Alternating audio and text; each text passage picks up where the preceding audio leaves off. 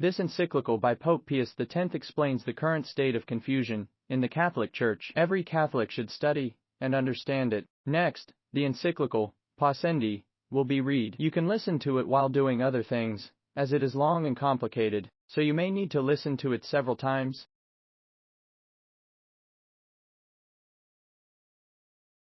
Pascendi Dominici Gregis. Encyclical of Pope Pius X on the doctrines of the modernists. To the patriarchs, primates, archbishops, bishops, and other local ordinaries in peace and communion with the Apostolic See. Venerable brethren, health, and apostolic benediction.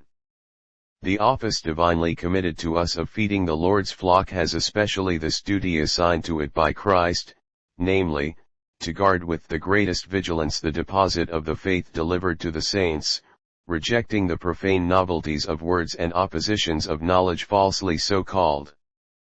There has never been a time when this watchfulness of the supreme pastor was not necessary to the Catholic body, for, owing to the efforts of the enemy of the human race, there have never been lacking men speaking perverse things. Acts XX 30, vain talkers and seducers. Title I-10, erring and driving into error. 2 Tim 3. 13. Still it must be confessed that the number of the enemies of the cross of Christ has in these last days increased exceedingly, who are striving, by arts, entirely new and full of subtlety, to destroy the vital energy of the Church, and, if they can, to overthrow utterly Christ's kingdom itself.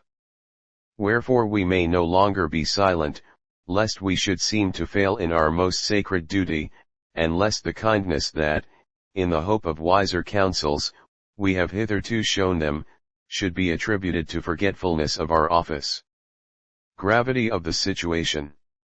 2. That we make no delay in this matter is rendered necessary especially by the fact that the partisans of error are to be sought not only among the Church's open enemies, they lie hid, a thing to be deeply deplored and feared, in her very bosom and heart, and are the more mischievous, the less conspicuously they appear.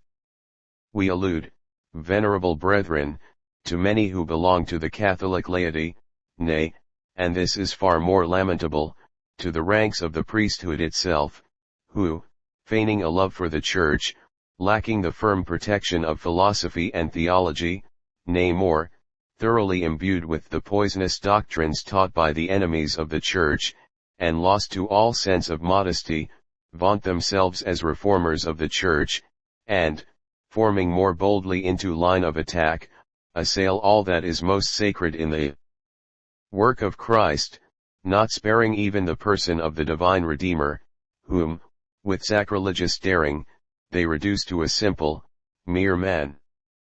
3. Though they express astonishment themselves, no one can justly be surprised that we number such men among the enemies of the Church, if, leaving out of consideration the internal disposition of soul, of which God alone is the judge, he is acquainted with their tenets, their manner of speech, their conduct.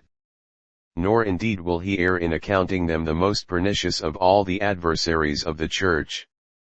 For as we have said, they put their designs for her ruin into operation not from without but from within. Hence, the danger is present almost in the very veins and heart of the Church, whose injury is the more certain, the more intimate is their knowledge of her.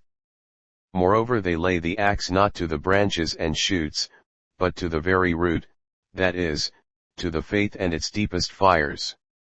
And having struck at this root of immortality, they proceed to disseminate poison through the whole tree, so that there is no part of Catholic truth from which they hold their hand, none that they do not strive to corrupt. Further, none is more skillful, none more astute than they, in the employment of 1,000 noxious arts, for they double the parts of rationalist and Catholic, and this so craftily that they easily lead the unwary into error, and since audacity is their chief characteristic, there is no conclusion of any kind from which they shrink or which they do not thrust forward with pertinacity and assurance.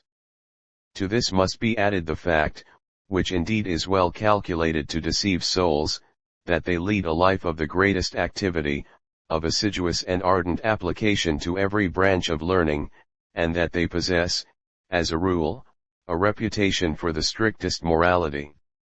Finally, and this almost destroys all hope of cure, their very doctrines have given such a bent to their minds, that they disdain all authority and brook no restraint, and relying upon a false conscience, they attempt to ascribe to a love of truth that which is in reality the result of pride and obstinacy.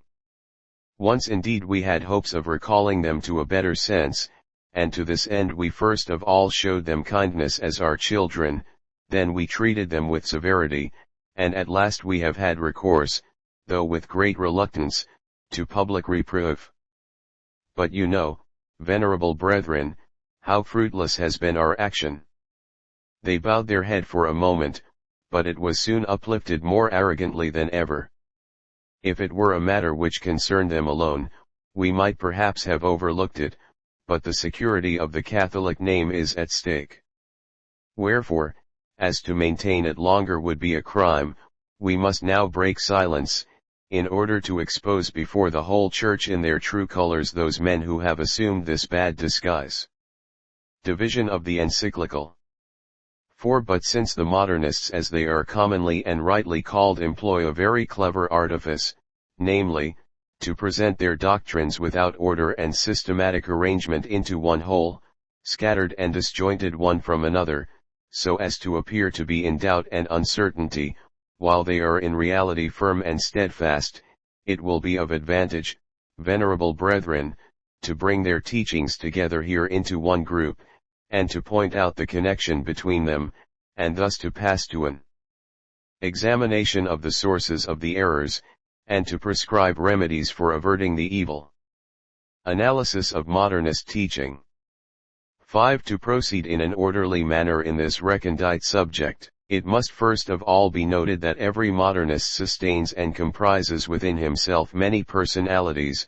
He is a philosopher, a believer, a theologian, an historian, a critic, an apologist, a reformer.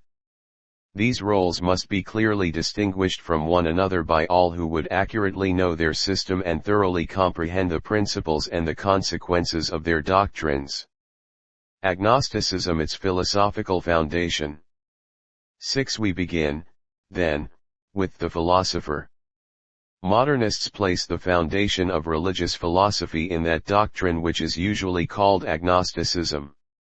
According to this teaching, human reason is confined entirely within the field of phenomena, that is to say, to things that are perceptible to the senses, and in the manner in which they are perceptible, it has no right and no power to transgress these limits. Hence it is incapable of lifting itself up to God, and of recognizing His existence, even by means of visible things. From this it is inferred that God can never be the direct object of science, and that, as regards history, He must not be considered as an historical subject.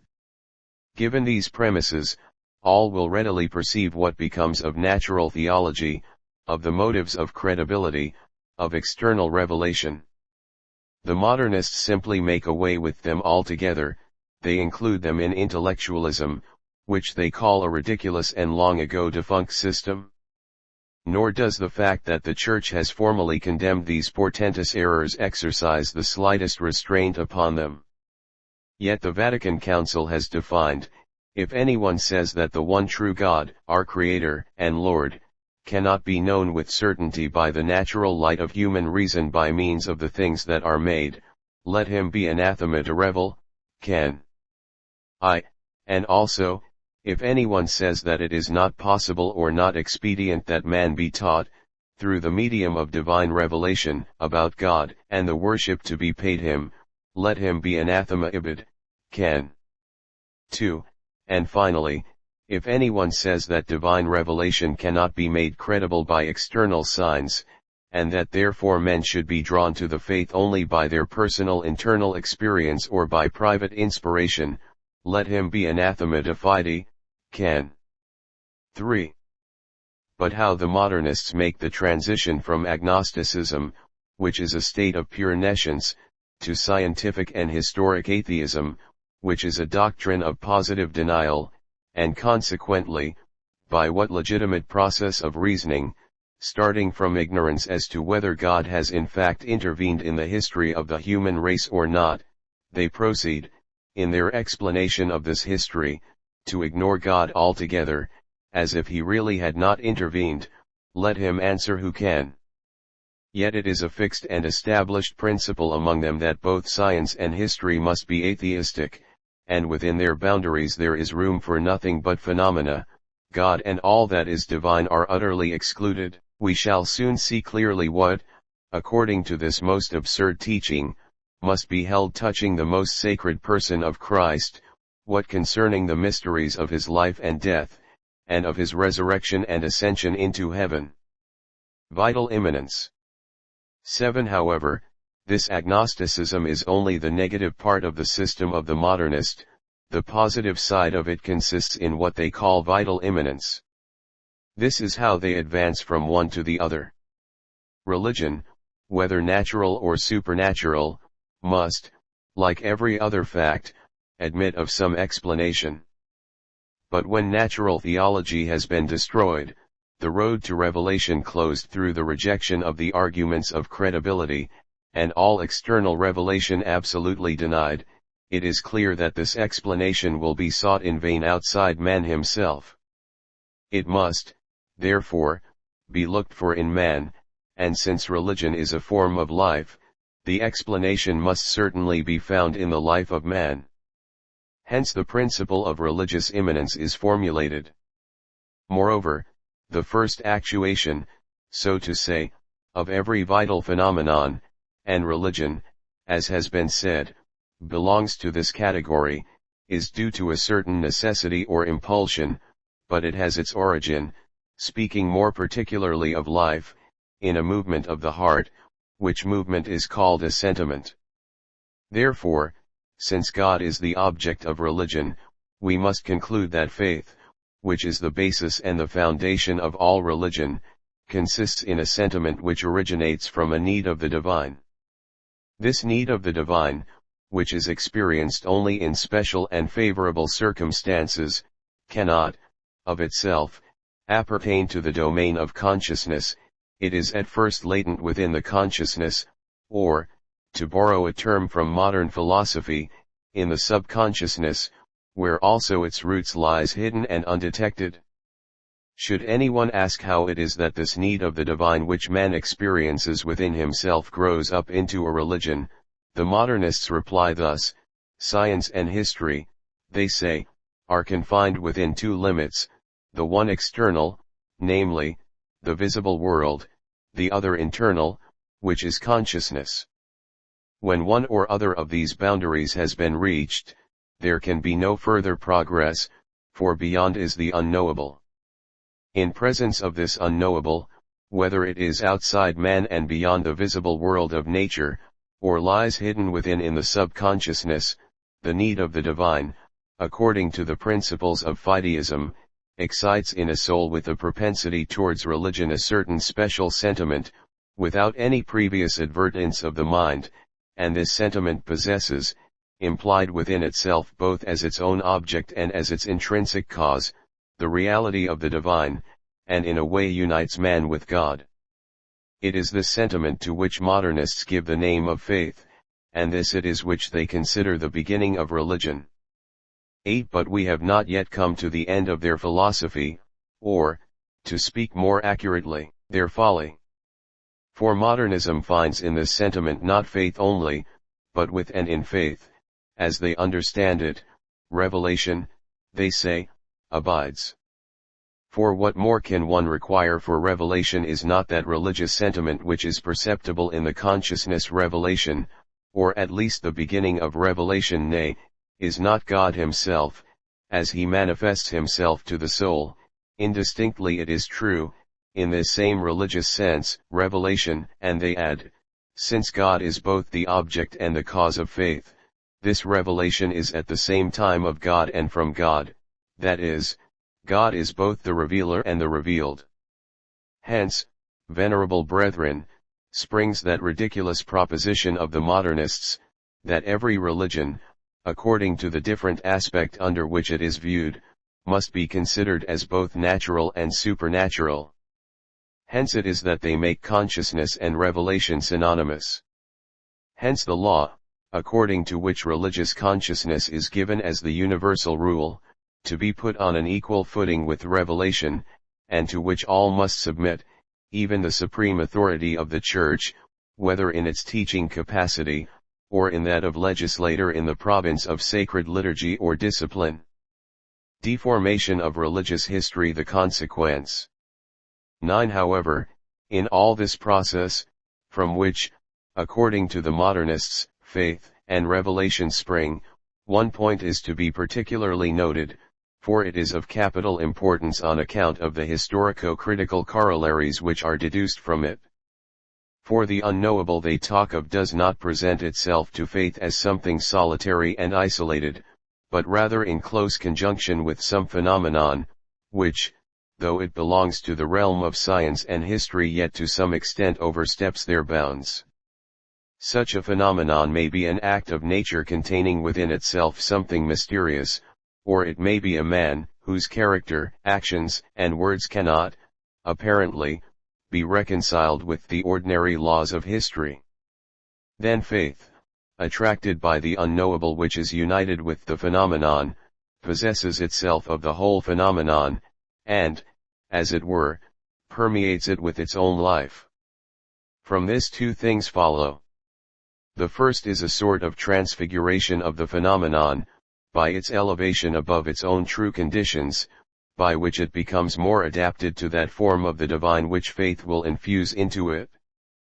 The second is a kind of disfigurement, which springs from the fact that faith, which has made the phenomenon independent of the circumstances of place and time, attributes to it qualities which it has not, and this is true particularly of the phenomena of the past, and the older they are, the truer it is. From these two principles the modernists deduce two laws, which, when united with the third which they have already got from agnosticism, constitute the foundation of historical criticism. We will take an illustration from the person of Christ. In the person of Christ, they say, science and history encounter nothing that is not human. Therefore, in virtue of the first canon deduced from agnosticism, whatever there is in his history suggestive of the divine, must be rejected. Then, according to the second canon, the historical person of Christ was transfigured by faith, therefore everything that raises it above historical conditions must be removed. Lately, the third canon, which lays down that the person of Christ has been disfigured by faith, requires that everything should be excluded, deeds and words and all else that is not in keeping with his character, circumstances and education, and with the place and time in which he lived. A strange style of reasoning, truly, but it is modernist criticism. 10. Therefore the religious sentiment, which through the agency of vital immanence emerges from the lurking places of the subconsciousness, is the germ of all religion, and the explanation of everything that has been or ever will be in any religion. The sentiment, which was at first only rudimentary and almost formless, gradually matured, under the influence of that mysterious principle from which it originated, with the progress of human life, of which, as has been said, it is a form. This, then, is the origin of all religion, even supernatural religion. It is only a development of this religious sentiment. Nor is the Catholic religion an exception, it is quite on a level with the rest, for it was engendered, by the process of vital immanence, in the consciousness of Christ, who was a man of the choicest nature, whose like has never been, nor will be. Those who hear these audacious, these sacrilegious assertions, are simply shocked. And yet, venerable brethren, these are not merely the foolish babblings of infidels. There are many Catholics, yea, and priests too, who say these things openly, and they boast that they are going to reform the Church by these ravings. There is no question now of the old error, by which a sort of right to the supernatural order was claimed for the human nature. We have gone far beyond that. We have reached the point when it is affirmed that our most holy religion, in the man Christ as in us, emanated from nature spontaneously and entirely. Than this there is surely nothing more destructive of the whole supernatural order. Wherefore the Vatican Council most justly decreed, if anyone says that man cannot be raised by God to a knowledge and perfection which surpasses nature, but that he can and should, by his own efforts and by a constant development, attain finally to the possession of all truth and good, let him be anathema de revel, can. 3. The origin of dogmas. 11. So far, venerable brethren, there has been no mention of the intellect. Still it also, according to the teaching of the modernists, has its part in the act of faith. And it is of importance to see how, in that sentiment of which we have frequently spoken, since sentiment is not knowledge, God indeed presents himself to man, but in a manner so confused and indistinct that he can hardly be perceived by the believer. It is therefore necessary that a ray of light should be cast upon this sentiment, so that God may be clearly distinguished and set apart from it. This is the task of the intellect, whose office it is to reflect and to analyze, and by means of which man first transforms into mental pictures the vital phenomena which arise within him, and then expresses them in words. Hence the common saying of modernists, that the religious man must ponder his faith. The intellect, then, encountering this sentiment directs itself upon it, and produces in it a work resembling that of a painter who restores and gives new life to a picture that has perished with age.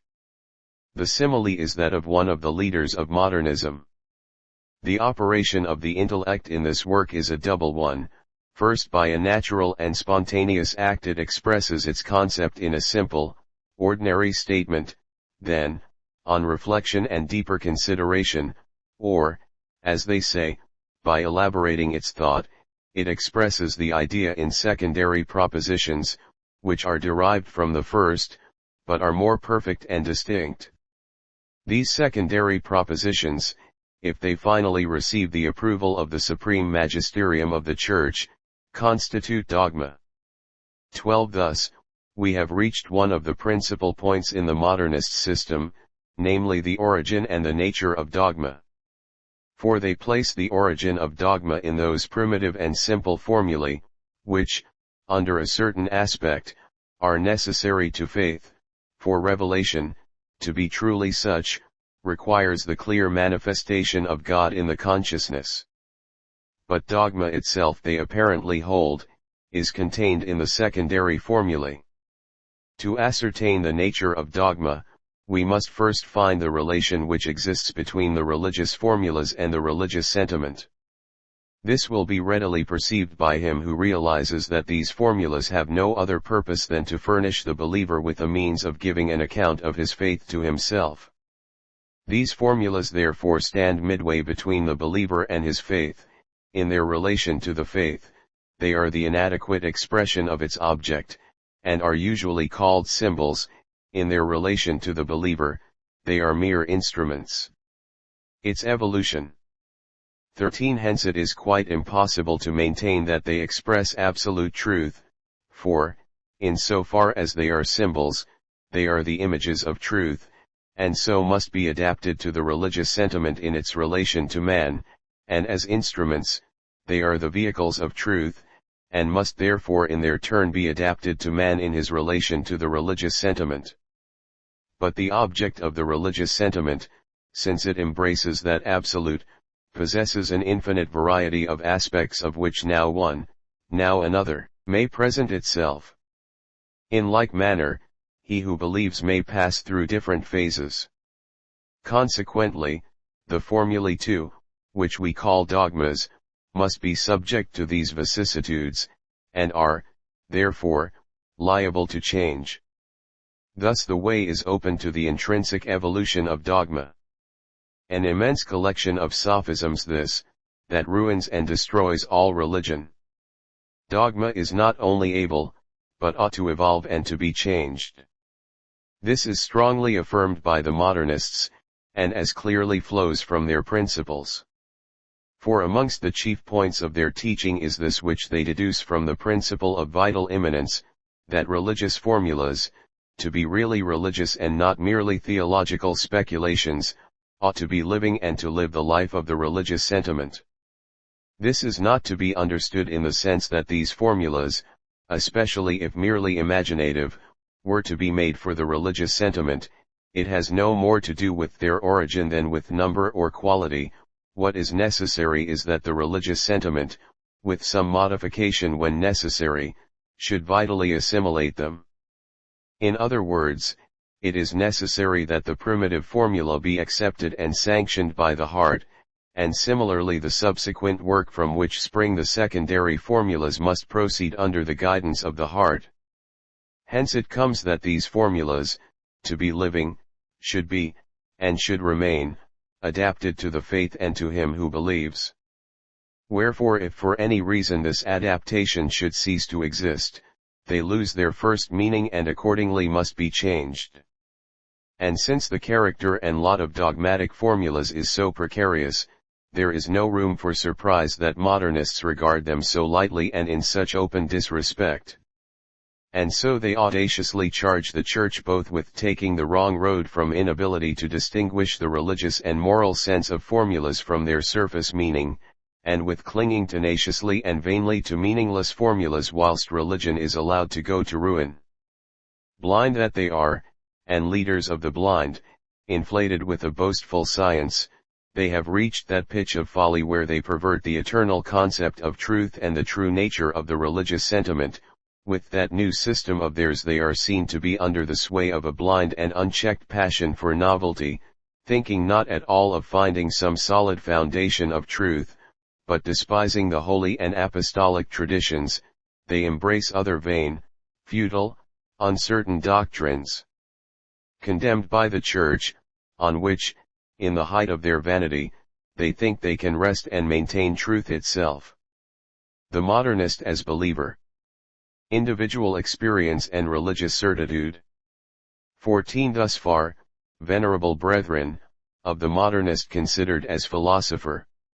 Now if we proceed to consider him as believer, seeking to know how the believer, according to modernism, is differentiated from the philosopher, it must be observed that although the philosopher recognizes as the object of faith the divine reality, still this reality is not to be found but in the heart of the believer, as being an object of sentiment and affirmation, and therefore confined within the sphere of phenomena, but as to whether it exists outside that sentiment and affirmation is a matter which in no way concerns this philosopher.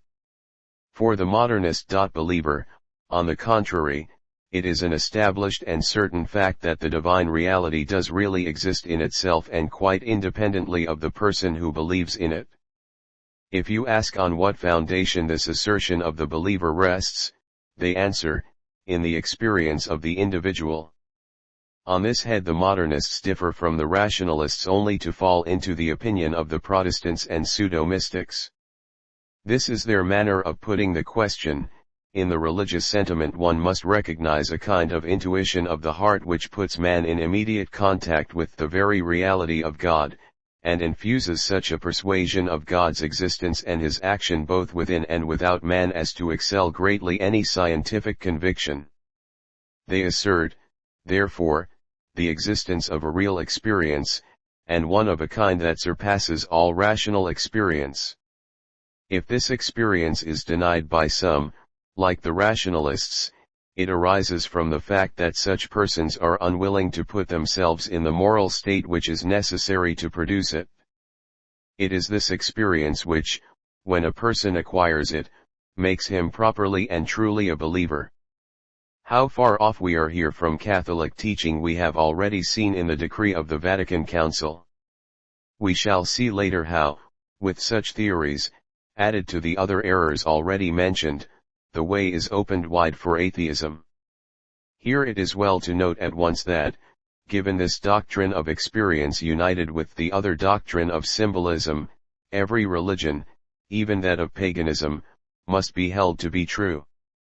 What is to prevent such experiences from being met within every religion? In fact, that they are to be found is asserted by not a few. And with what right will modernists deny the truth of an experience affirmed by a follower of Islam? With what right can they claim true experiences for Catholics alone? Indeed, modernists do not deny but actually admit, some confusedly, others in the most open manner, that all religions are true. That they cannot feel otherwise is clear. For on what ground, according to their theories, could falsity be predicated of any religion whatsoever? It must be certainly on one of these two, either on account of the falsity of the religious sentiment or on account of the falsity of the formula pronounced by the mind. Now the religious sentiment, although it may be more perfect or less perfect, is always one and the same, and the intellectual formula, in order to be true, has but to respond to the religious sentiment and to the believer, whatever be the intellectual capacity of the latter. In the conflict between different religions, the most that modernists can maintain is that the Catholic has more truth because it is more living, and that it deserves with more reason the name of Christian because it corresponds more fully with the origins of Christianity.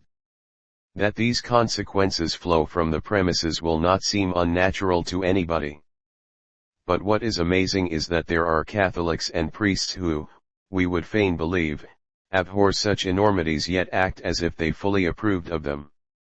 For they heap such praise and bestow such public honor on the teachers of these errors as to give rise to the belief that their admiration is not meant merely for the persons, who are perhaps not devoid of a certain merit, but rather for the errors which these persons openly profess and which they do all in their power to propagate. Religious experience and tradition. 15. But this doctrine of experience is also under another aspect entirely contrary to Catholic truth. It is extended and applied to tradition, as hitherto understood by the Church, and destroys it. By the modernists, tradition is understood as a communication to others, through preaching by means of the intellectual formula, of an original experience. To this formula, in addition to its representative value, they attribute a species of suggestive efficacy which acts both in the person who believes, to stimulate the religious sentiment should it happen to have grown sluggish, and to renew the experience once acquired, and in those who do not yet believe, to awake for the first time the religious sentiment in them and to produce the experience. In this way is religious experience propagated among the peoples, and not merely among contemporaries by preaching, but among future generations both by books and by oral transmission from one to another. Sometimes this communication of religious experience takes root and thrives, at other times it withers at once and dies. For the modernists, to live is a proof of truth, since for them life and truth are one and the same thing. Hence again it is given to us to infer that all existing religions are equally true, for otherwise they would not live. Faith and science.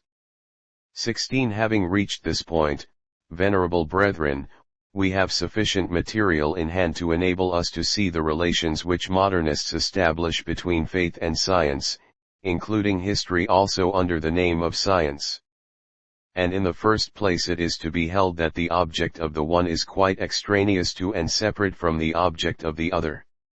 For faith occupies itself solely with something which science declares to be unknowable for it. Hence each has a separate field assigned to it.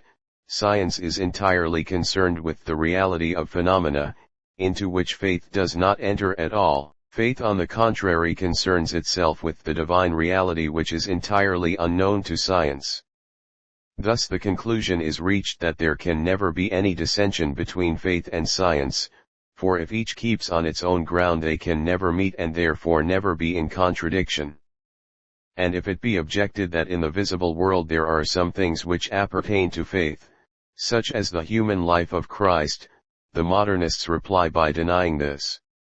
For though such things come within the category of phenomena, still in as far as they are lived by faith and in the way already described have been by faith transfigured and disfigured, they have been removed from the world of sense and translated to become material for the divine. Hence should it be further asked whether Christ has wrought real miracles, and made real prophecies, whether he rose truly from the dead and ascended into heaven, the answer of agnostic science will be in the negative and the answer of faith in the affirmative, yet there will not be, on that account, any conflict between them. For it will be denied by the philosopher as philosopher, speaking to philosophers and considering Christ only in his historical reality, and it will be affirmed by the speaker, speaking to believers and considering the life of Christ as lived again by the faith and in the faith. Faith subject to science. 17. Yet, it would be a great mistake to suppose that, given these theories, one is authorized to believe that faith and science are independent of one another. On the side of science the independence is indeed complete, but it is quite different with regard to faith, which is subject to science not on one but on three grounds. For in the first place it must be observed that in every religious fact, when you take away the divine reality and the experience of it which the believer possesses, everything else, and especially the religious formulas of it, belongs to the sphere of phenomena and therefore falls under the control of science. Let the believer leave the world if he will, but so long as he remains in it he must continue, whether he like it or not, to be subject to the laws, the observation, the judgments of science and of history. Further, when it is said that God is the object of faith alone, the statement refers only to the divine reality, not to the idea of God. The latter also is subject to science, which while it philosophizes in what is called the logical order soars also to the absolute and the ideal. It is therefore the right of philosophy and of science to form conclusions concerning the idea of God, to direct it in its evolution and to purify it of any extraneous elements which may become confused with it. Finally, man does not suffer a dualism to exist in him, and the believer therefore feels within him an impelling need so to harmonize faith with science, that it may never oppose the general conception which science sets forth concerning the universe. Thus it is evident that science is to be entirely independent of faith, while on the other hand, and notwithstanding that they are supposed to be strangers to each other, faith is made subject to science.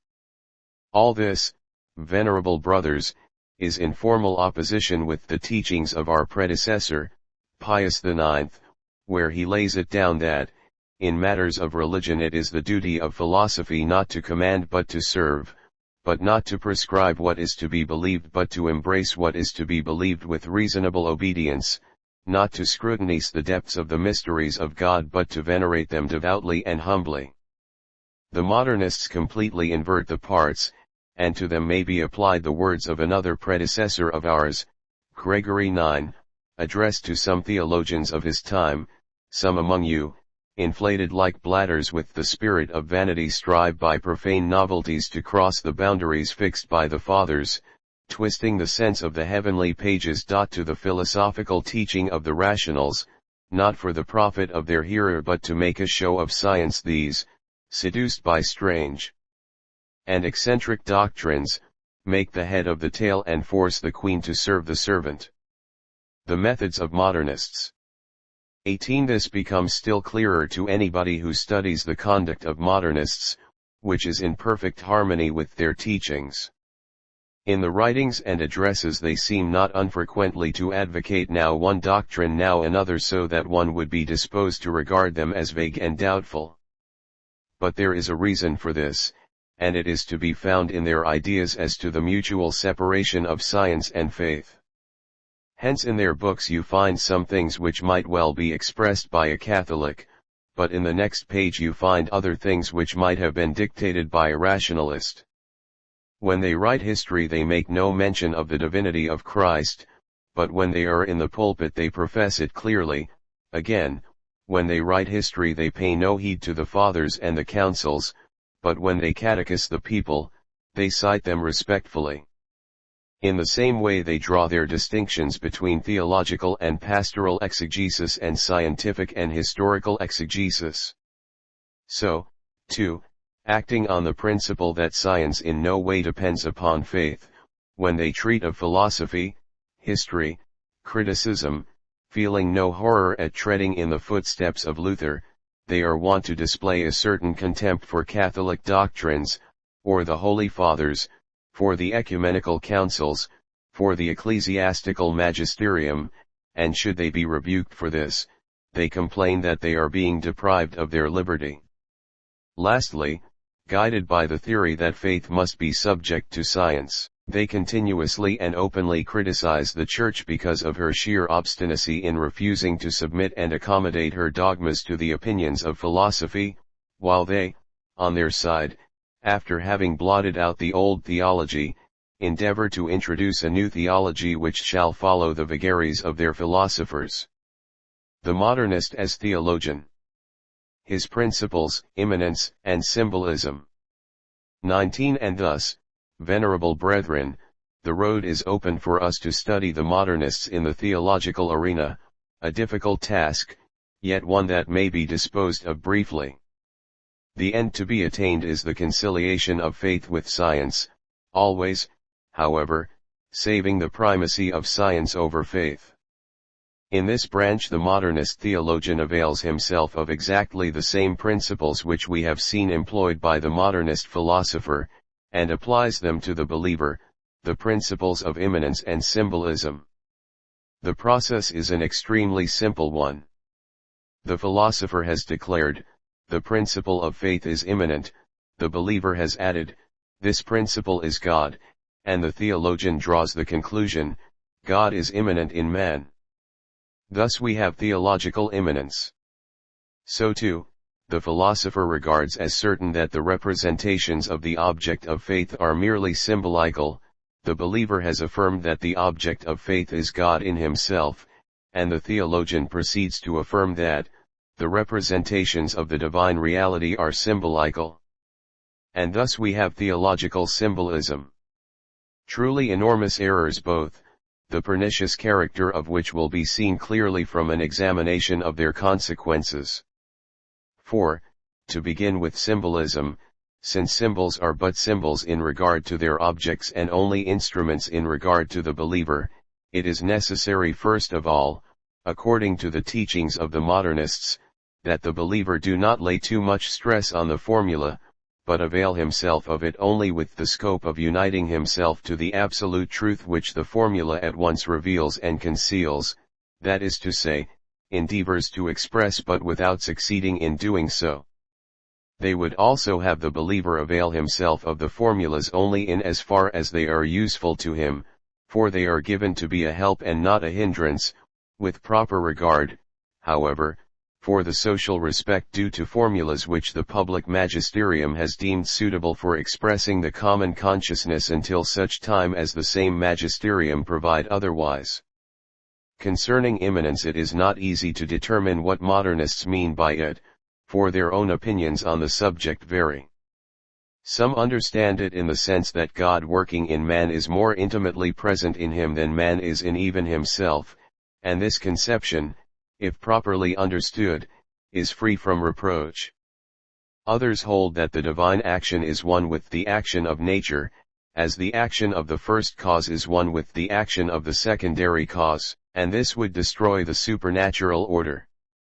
Others, finally, explain it in a way which savors of pantheism, and this, in truth, is the sense which tallies best with the rest of their doctrines. 20. With this principle of immanence is connected another which may be called the principle of divine permanence. It differs from the first in much the same way as the private experience differs from the experience transmitted by tradition. An example will illustrate what is meant, and this example is offered by the Church and the sacraments. The Church and the sacraments, they say, are not to be regarded as having been instituted by Christ himself. This is forbidden by agnosticism, which sees in Christ nothing more than a man whose religious consciousness has been, like that of all men, formed by degrees. It is also forbidden by the law of immanence, which rejects what they call external application. It is further forbidden by the law of evolution, which requires for the development of the germs a certain time and a certain series of circumstances. It is, finally, forbidden by history, which shows that such in fact has been the course of things. Still it is to be held that both Church and sacraments have been founded mediately by Christ. But how in this way, all Christian consciences were, they affirm, in a manner virtually included in the conscience of Christ as the plant is included in the seed. But as the shoots live the life of the seed, so, too, all Christians are to be said to live the life of Christ. But the life of Christ is according to faith, and so, too, is the life of Christians. And since this life produced, in the courses of ages, both the Church and the sacraments, it is quite right to say that their origin is from Christ and is divine. In the same way they prove that the scriptures and the dogmas are divine. And thus the modernistic theology may be said to be complete. No great thing, in truth, but more than enough for the theologian who professes that the conclusions of science must always, and in all things, be respected. The application of these theories to the other points we shall proceed to expound, anybody may easily make for himself. Dogma and the Sacraments. 21. Thus far we have spoken of the origin and nature of faith. But as faith has many shoots, and chief among them the Church, dogma, worship, the books which we call sacred, of these also we must know what is taught by the modernists. To begin with dogma, we have already indicated its origin and nature. Dogma is born of the species of impulse or necessity by virtue of which the believer is constrained to elaborate his religious thought so as to render it clearer for himself and others. This elaboration consists entirely in the process of penetrating and refining the primitive formula, not indeed in itself and according to logical development, but as required by circumstances, or vitally as the modernists more abstrusely put it. Hence it happens that around the primitive formula secondary formulas gradually continue to be formed, and these subsequently grouped into bodies of doctrine, or into doctrinal constructions as they prefer to call them, and further sanctioned by the public magisterium as responding to the common consciousness, are called dogma. Dogma is to be carefully distinguished from the speculations of theologians which, although not alive with the life of dogma, are not without their utility as serving to harmonize religion with science and remove opposition between the two, in such a way as to throw light from without on religion, and it may be even to prepare the matter for future dogma. Concerning worship there would not be much to be said, were it not that under this head are comprised the sacraments, concerning which the modernists fall into the gravest errors. For them the sacraments are the resultant of a double need, for, as we have seen, everything in their system is explained by inner impulses or necessities. In the present case, the first need is that of giving some sensible manifestation to religion, the second is that of propagating it, which could not be done without some sensible form and consecrating acts, and these are called sacraments. But for the modernists the sacraments are mere symbols or signs, though not devoid of a certain efficacy, an efficacy, they tell us, like that of certain phrases vulgarly described as having caught on, inasmuch as they have become the vehicle for the diffusion of certain great ideas which strike the public mind. What the phrases are to the ideas, that the sacraments are to the religious sentiment, that and nothing more. The modernists would be speaking more clearly were they to affirm that the sacraments are instituted solely to foster the faith, but this is condemned by the Council of Trent. If anyone say that these sacraments are instituted solely to foster the faith, let him be anathema. The Holy Scriptures. 22. We have already touched upon the nature and origin of the sacred books. According to the principles of the modernists they may be rightly described as a collection of experiences, not indeed of the kind that may come to anybody, but those extraordinary and striking ones which have happened in any religion. And this is precisely what they teach about our books of the Old and New Testament. But to suit their own theories they note with remarkable ingenuity that, although experience is something belonging to the present, still it may derive its material from the past and the future alike, inasmuch as the believer by memory lives the past over again after the manner of the present, and lives the future already by anticipation. This explains how it is that the historical and apocalyptical books are included among the sacred writings. God does indeed speak in these books, through the medium of the believer, but only, according to modernistic theology, by vital immanence and permanence. Do we inquire concerning inspiration? Inspiration, they reply, is distinguished only by its vehemence from that impulse which stimulates the believer to reveal the faith that is in him by words or writing. It is something like what happens in poetical inspiration, of which it has been said, "There is God in us, and when he stirreth he sets us afire." And it is precisely in this sense that God is said to be the origin of the inspiration of the sacred books. The modernists affirm, too, that there is nothing in these books which is not inspired. In this respect some might be disposed to consider them as more orthodox than certain other moderns who somewhat restrict inspiration, as, for instance, in what have been put forward as tacit citations. But it is all mere juggling of words. For if we take the Bible, according to the tenets of agnosticism, to be a human work, made by men for men, but allowing the theologian to proclaim that it is divine by immanence, what room is there left in it for inspiration? General inspiration in the modernist sense it is easy to find, but of inspiration in the Catholic sense there is not a trace. The Church. 23. A wider field for comment is opened when you come to treat of the vagaries devised by the modernist school concerning the Church. You must start with the supposition that the Church has its birth in a double need, the need of the individual believer, especially if he has had some original and special experience, to communicate his faith to others, and the need of the mass, when the faith has become common to many, to form itself into a society and to guard, increase, and propagate the common good. What, then, is the Church? It is the product of the collective conscience, that is to say of the society of individual consciences which by virtue of the principle of vital permanence, all depend on one first believer, who for Catholics is Christ. Now every society needs a directing authority to guide its members towards the common end, to conserve prudently the elements of cohesion which in a religious society are doctrine and worship. Hence the triple authority in the Catholic Church, disciplinary, dogmatic, liturgical. The nature of this authority is to be gathered from its origin, and its rights and duties from its nature.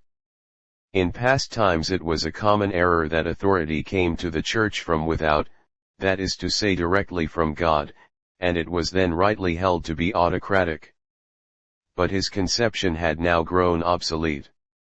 For in the same way as the Church is a vital emanation of the collectivity of consciences, so too authority emanates vitally from the Church itself.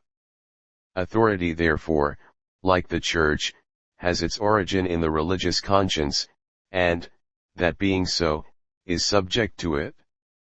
Should it disown this dependence it becomes a tyranny, for we are living in an age when the sense of liberty has reached its fullest development, and when the public conscience has in the civil order introduced popular government. Now there are not two consciences in man, any more than there are two lives. It is for the ecclesiastical authority, therefore, to shape itself to democratic forms, unless it wishes to provoke and foment an intestine conflict in the consciences of mankind. The penalty of refusal is disaster.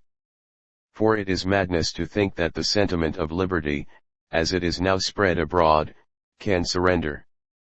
Were it forcibly confined and held in bonds, terrible would be its outburst, sweeping away at once both church and religion. Such is the situation for the modernists, and their one great anxiety is, in consequence, to find a way of conciliation between the authority of the Church and the liberty of believers. The relations between Church and State. 24. But it is not with its own members alone that the Church must come to an amicable arrangement. Besides its relations with those within, it has others outside. The Church does not occupy the world all by itself, there are other societies in the world, with which it must necessarily have contact and relations. The rights and duties of the Church towards civil societies must, therefore, be determined, and determined, of course, by its own nature as it has been already described. The rules to be applied in this matter are those which have been laid down for science and faith, though in the latter case the question is one of objects while here we have one of ends. In the same way, then, as faith and science are strangers to each other by reason of the diversity of their objects, Church and State are strangers by reason of the diversity of their ends, that of the Church being spiritual while that of the State is temporal. Formerly it was possible to subordinate the temporal to the spiritual and to speak of some questions as mixed, allowing to the Church the position of queen and mistress in all such, because the Church was then regarded as having been instituted immediately by God as the author of the supernatural order. But his doctrine is today repudiated alike by philosophy and history. The State must, therefore, be separated from the Church, and the Catholic from the citizen. Every Catholic, from the fact that he is also a citizen, has the right and the duty to work for the common good in the way he thinks best, without troubling himself about the authority of the Church, without paying any heed to its wishes, its counsels, its orders, nay, even in spite of its reprimands. To trace out and prescribe for the citizen any line of conduct, on any pretext whatsoever, is to be guilty of an abuse of ecclesiastical authority, against which one is bound to act with all one's might. The principles from which these doctrines spring have been solemnly condemned by our predecessor Pius VI, in his Constitution Auctorum Fide, the magisterium of the Church. 25 But it is not enough for the modernist school that the State should be separated from the Church. For as faith is to be subordinated to science, as far as phenomenal elements are concerned, so too in temporal matters the Church must be subject to the State. They do not say this openly as yet, but they will say it when they wish to be logical on this head. For given the principle that in temporal matters the State possesses absolute mastery, it will follow that when the believer, not fully satisfied with his merely internal acts of religion, proceeds to external acts, such for instance as the administration or reception of the sacraments, these will fall under the control of the State. What will then become of ecclesiastical authority, which can only be exercised by external acts? Obviously it will be completely under the dominion of the State. It is this inevitable consequence which impels many among liberal Protestants to reject all external worship, nay, all external religious community, and makes them advocate what they call individual religion. If the modernists have not yet reached this point, they do ask the Church in the meanwhile to be good enough to follow spontaneously where they lead her and adapt herself to the civil forms in vogue. Such are their ideas about disciplinary authority. But far more advanced and far more pernicious are their teachings on doctrinal and dogmatic authority. This is their conception of the magisterium of the Church. No religious society, they say, can be a real unit unless the religious conscience of its members be one, and one also the formula which they adopt. But his double unity requires a kind of common mind whose office is to find and determine the formula that corresponds best with the common conscience, and it must have moreover an authority sufficient to enable it to impose on the community the formula which has been decided upon. From the combination and, as it were, fusion of these two elements, the common mind which draws up the formula and the authority which imposes it, arises, according to the modernists, the notion of the ecclesiastical magisterium.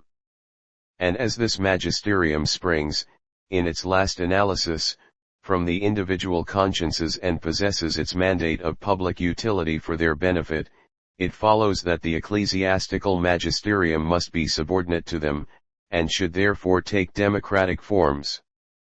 To prevent individual consciences from revealing freely and openly the impulses they feel, to hinder criticism from impelling dogmas towards their necessary evolutions, This is not a legitimate use but an abuse of a power given for the public utility. So too a due method and measure must be observed in the exercise of authority. To condemn and prescribe a work without the knowledge of the author, without hearing his explanations, without discussion, assuredly savors of tyranny. And thus, here again a way must be found to save the full rights of authority on the one hand and of liberty on the other. In the meanwhile the proper course for the Catholic will be to proclaim publicly his profound respect for authority, and continue to follow his own bent. Their general directions for the Church may be put in this way: since the end of the Church is entirely spiritual, the religious authority should strip itself of all that external pomp which adorns it in the eyes of the public.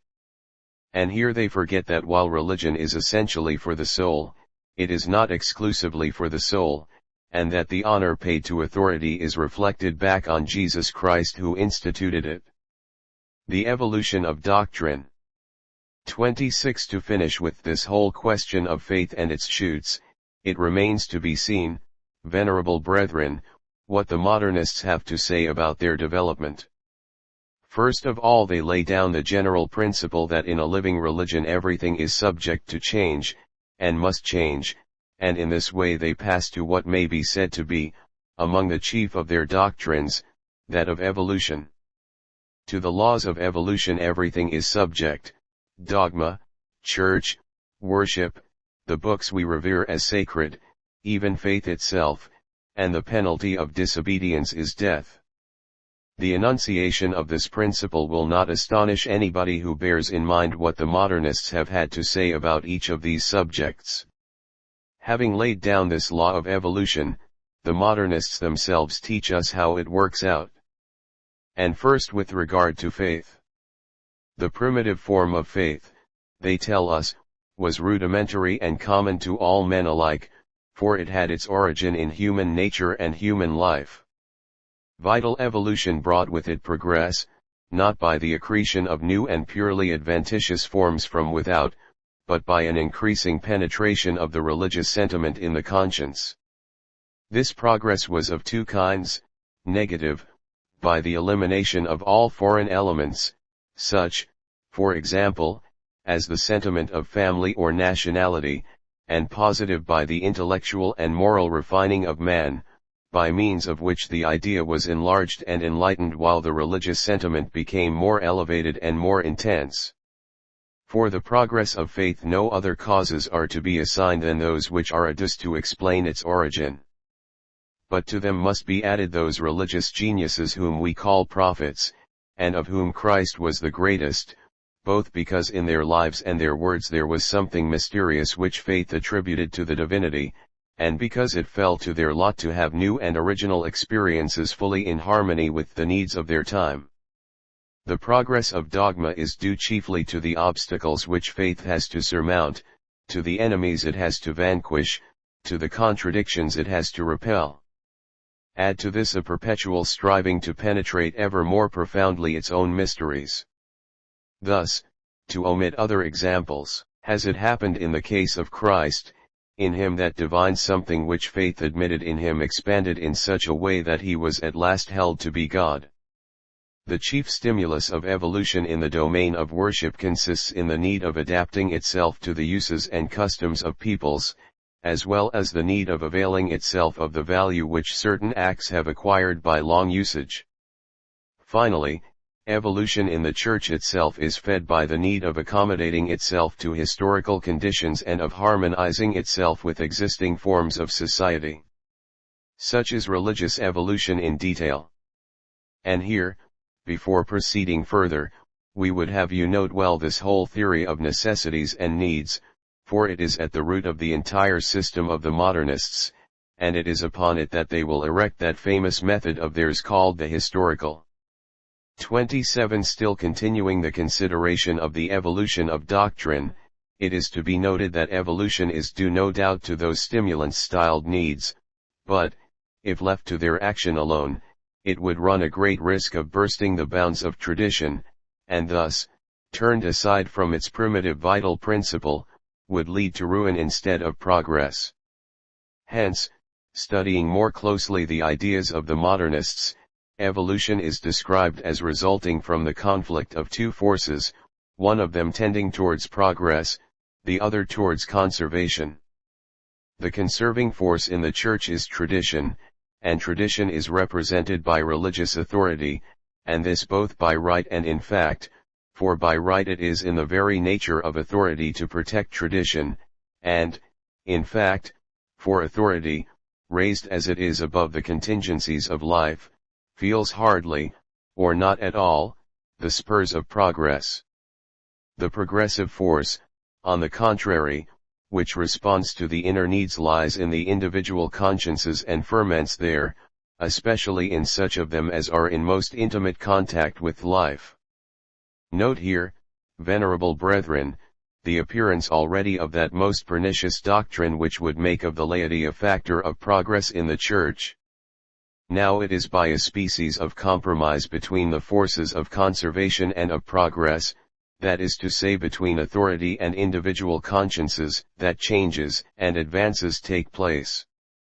The individual consciences of some of them act on the collective conscience, which brings pressure to bear on the depositaries of authority, until the latter consent to a compromise, and, the pact being made, authority sees to its maintenance. With all this in mind, one understands how it is that the modernists express astonishment when they are reprimanded or punished. What is imputed to them as a fault they regard as a sacred duty. Being in intimate contact with consciences they know better than anybody else, and certainly better than the ecclesiastical authority, what needs exist, nay, they embody them, so to speak, in themselves. Having a voice and a pen they use both publicly, for this is their duty. Let authority rebuke them as much as it pleases, they have their own conscience on their side and an intimate experience which tells them with certainty that what they deserve is not blame but praise. Then they reflect that, after all there is no progress without a battle and no battle without its victim, and victims they are willing to be like the prophets and Christ himself. They have no bitterness in their hearts against the authority which uses them roughly, for after all it is only doing its duty as authority.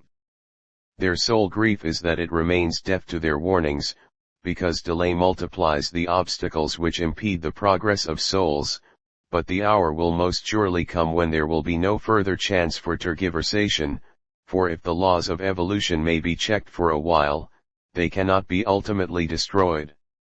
And so they go their way, reprimands and condemnations notwithstanding, masking an incredible audacity under a mock semblance of humility. While they make a show of bowing their heads, their hands and minds are more intent than ever on carrying out their purposes.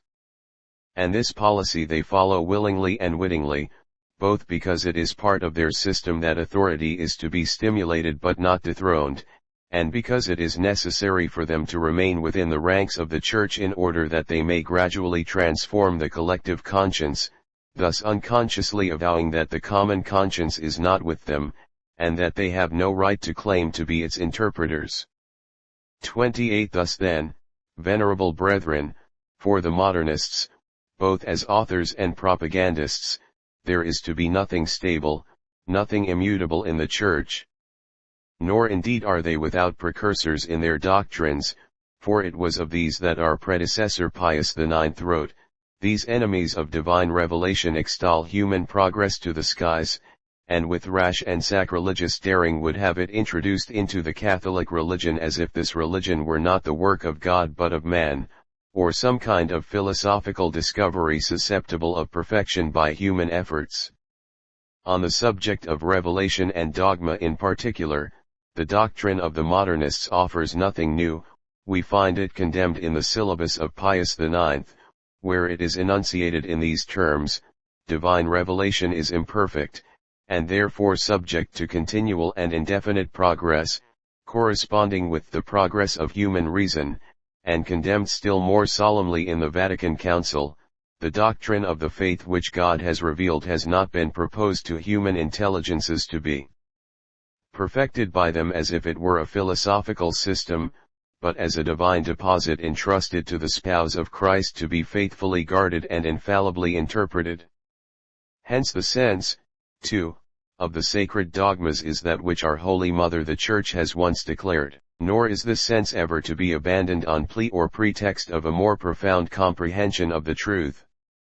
Nor is the development of our knowledge, even concerning the faith, impeded by this pronouncement, on the contrary it is aided and promoted. For the same counsel continues, let intelligence and science and wisdom, therefore, increase and progress abundantly and vigorously in individuals and in the mass, in the believer and in the whole Church, throughout the ages and the centuries, but only in its own kind, that is, according to the same dogma, the same sense, the same acceptation. The modernist as historian and critic. 29. After having studied the modernist as philosopher, believer, and theologian, it now remains for us to consider him as historian, critic, apologist, reformer. 30. Some modernists, devoted to historical studies, seem to be greatly afraid of being taken for philosophers.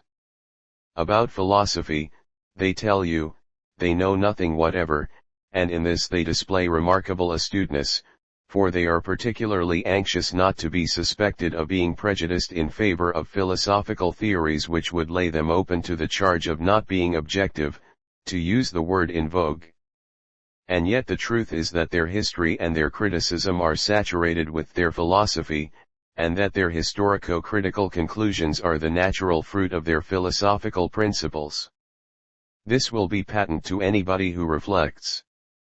Their three first laws are contained in those three principles of their philosophy already dealt with, the principle of agnosticism, the principle of the transfiguration of things by faith, and the principle which we have called of disfiguration. Let us see what consequences flow from each of them. Agnosticism tells us that history, like every other science, deals entirely with phenomena, and the consequence is that God, and every intervention of God in human affairs, is to be relegated to the domain of faith as belonging to it alone. In things where a double element, the divine and the human, mingles, in Christ, for example, or the Church, or the sacraments, or the many other objects of the same kind, a division must be made and the human element assigned to history while the divine will go to faith. Hence we have that distinction, so current among the modernists, between the Christ of history and the Christ of faith, between the sacraments of history and the sacraments of faith, and so on. Next we find that the human element itself, which the historian has to work on, as it appears in the documents, has been by faith transfigured, that is to say raised above its historical conditions. It becomes necessary, therefore, to eliminate also the accretions which faith has added, to assign them to faith itself and to the history of faith. Thus, when treating of Christ, the historian must set aside all that surpasses man in his natural condition, either according to the psychological conception of him, or according to the place and period of his existence. Finally, by virtue of the third principle, even those things which are not outside the sphere of history they pass through the crucible, excluding from history and relegating to faith everything which, in their judgment, is not in harmony with what they call the logic of facts and in character with the persons of whom they are predicated. Thus, they will not allow that Christ ever uttered those things which do not seem to be within the capacity of the multitudes that listen to him. Hence they delete from his real history and transfer to faith all the allegories found in his discourses. Do you inquire as to the criterion they adopt to enable them to make these divisions? The reply is that they argue from the character of the man, from his condition of life, from his education, from the circumstances under which the facts took place, in short, from criteria which, when one considers them well, are purely subjective. Their method is to put themselves into the position and person of Christ, and then to attribute to him what they would have done under like circumstances. In this way, absolutely a priori and acting on philosophical principles which they admit they hold but which they affect to ignore, they proclaim that Christ, according to what they call his real history, was not God and never did anything divine, and that as man he did and said only what they, judging from the time in which he lived, can admit him to have said or done. Criticism and its principles. 31. And as history receives its conclusions, ready-made, from philosophy, so too criticism takes its own from history. The critic, on the data furnished him by the historian, makes two parts of all his documents. Those that remain after the triple elimination above described go to form the real history, the rest is attributed to the history of the faith, or as it is styled, to internal history. For the modernists distinguish very carefully between these two kinds of history, and it is to be noted that they oppose the history of the faith to real history precisely as real. Thus we have a double Christ, a real Christ, and a Christ, the one of faith, who never really existed, a Christ who has lived at a given time and in a given place, and a Christ who has never lived outside the pious meditations of the believer, the Christ, for instance, whom we find in the Gospel of St. John, which is pure contemplation from beginning to end. 32. But the dominion of philosophy over history does not end here. Given that division, of which we have spoken, of the documents into two parts, the philosopher steps in again with his principle of vital immanence, and shows how everything in the history of the Church is to be explained by vital emanation. And since the cause or condition of every vital emanation whatsoever is to be found in some need, it follows that no fact can antedate the need which produced it. Historically the fact must be posterior to the need. See how the historian works on this principle. He goes over his documents again, whether they be found in the sacred books or elsewhere, draws up from them his list of the successive needs of the Church, whether relating to dogma or liturgy or other matters, and then he hands his list over to the critic. The critic takes in hand the documents dealing with the history of faith and distributes them, period by period, so that they correspond exactly with the lists of needs, always guided by the principle that the narration must follow the facts, as the facts follow the needs. It may at times happen that some parts of the sacred scriptures, such as the epistles, themselves constitute the fact created by the need. Even so, the rule holds that the age of any document can only be determined by the age in which each need had manifested itself in the Church. Further, a distinction must be made between the beginning of a fact and its development, for what is born one day requires time for growth. Hence the critic must once more go over his documents, ranged as they are through the different ages, and divide them again into two parts, and divide them into two lots, separating those that regard the first stage of the facts from those that deal with their development, and these he must again arrange according to their periods. 33. Then the philosopher must come in again to impose on the historian the obligation of following in all his studies the precepts and laws of evolution. It is next for the historian to scrutinize his documents once more, to examine carefully the circumstances and conditions affecting the Church during the different periods, the conserving force she has put forth, the needs both internal and external that have stimulated her to progress, the obstacles she has had to encounter, in a word everything that helps to determine the manner in which the laws of evolution have been fulfilled in her. This done, he finishes his work by drawing up in its broad lines a history of the development of the facts. The critic follows and fits in the rest of the documents with this sketch. He takes up his pen, and soon the history is made complete. Now we ask here, who is the author of this history? The historian, the critic? Assuredly, neither of these but the philosopher. From beginning to end everything in it is a priori, and a priori in a way that reeks of heresy.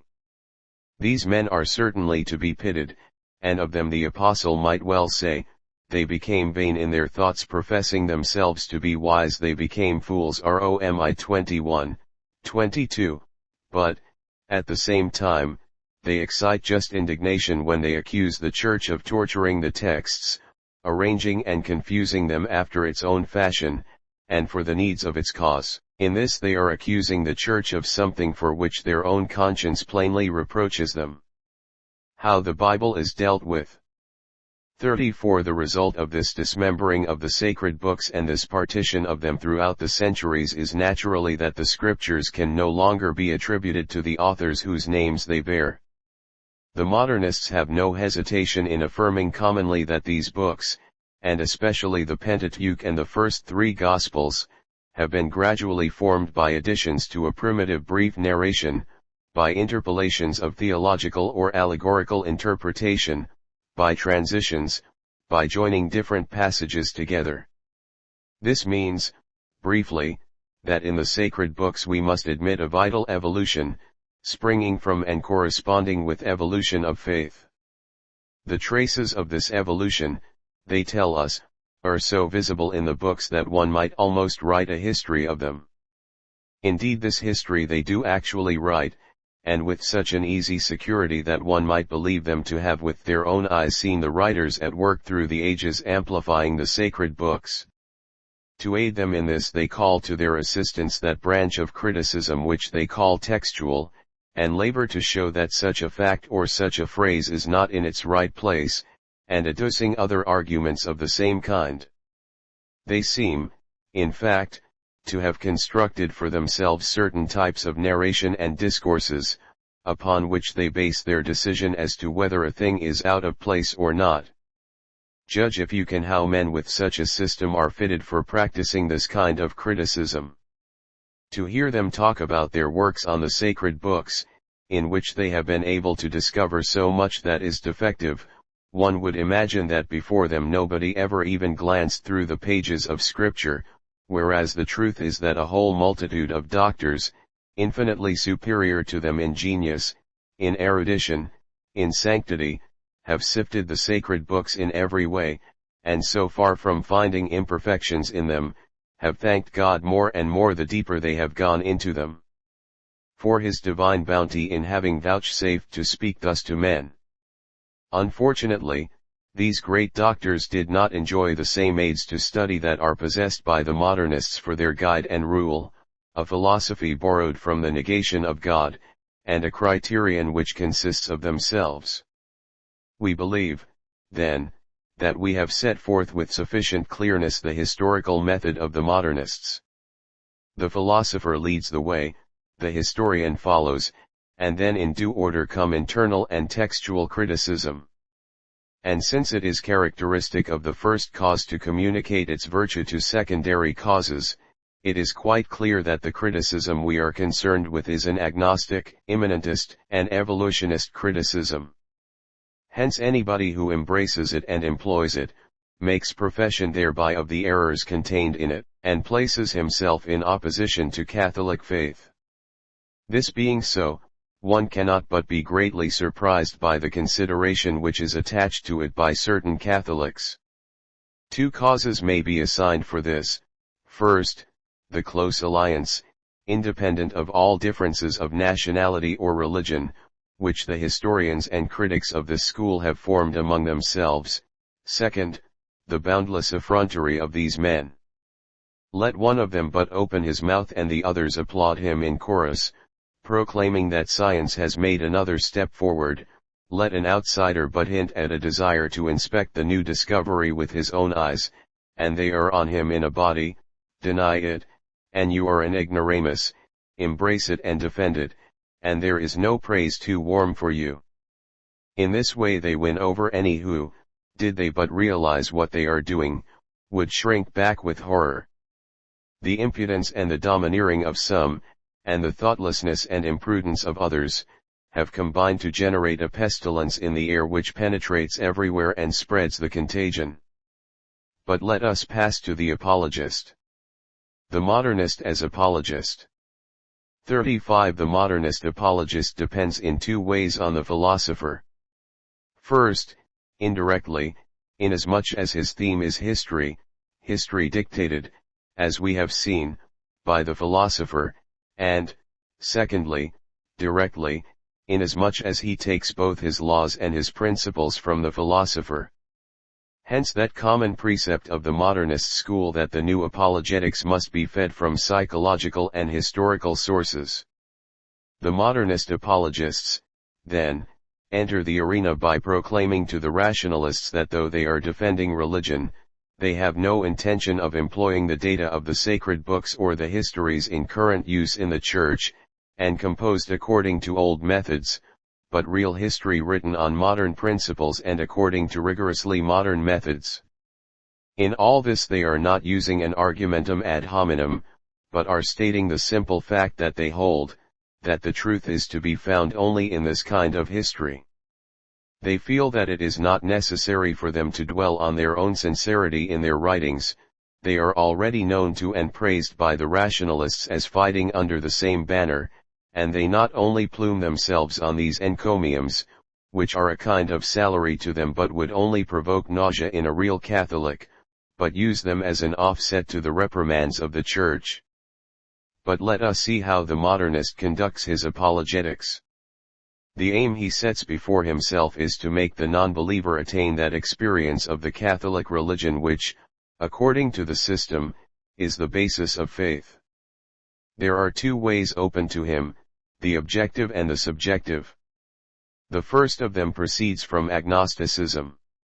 It tends to show that religion, and especially the Catholic religion, is endowed with such vitality as to compel every psychologist and historian of good faith to recognize that its history hides some unknown element. To this end it is necessary to prove that this religion, as it exists today, is that which was founded by Jesus Christ, that is to say, that it is the product of the progressive development of the germ which he brought into the world.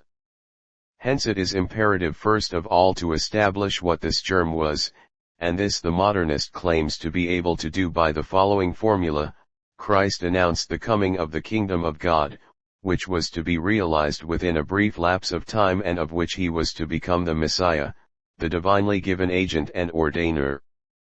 Then it must be shown how this germ, always immanent and permanent in the bosom of the Church, has gone on slowly developing in the course of history, adapting itself successively to the different mediums through which it has passed, borrowing from them by vital assimilation all the dogmatic, cultural, ecclesiastical forms that served its purpose, whilst, on the other hand, it surmounted all obstacles, vanquished all enemies, and survived all assaults and all combats.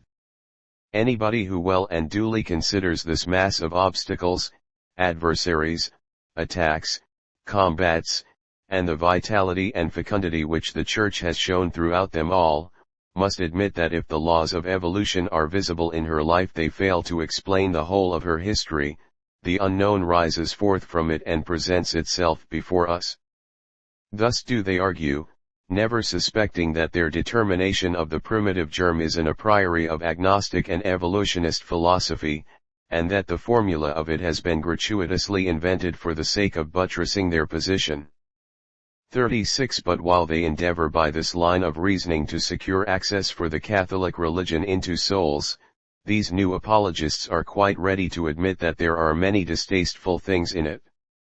Nay, they admit openly, and with ill-concealed satisfaction, that they have found that even its dogma is not exempt from errors and contradictions. They add also that this is not only excusable but, curiously enough, even right and proper. In the sacred books there are many passages referring to science or history where manifest errors are to be found.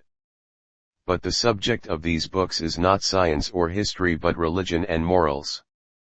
In them history and science serve only as a species of covering to enable the religious and moral experiences wrapped up in them to penetrate more readily among the masses.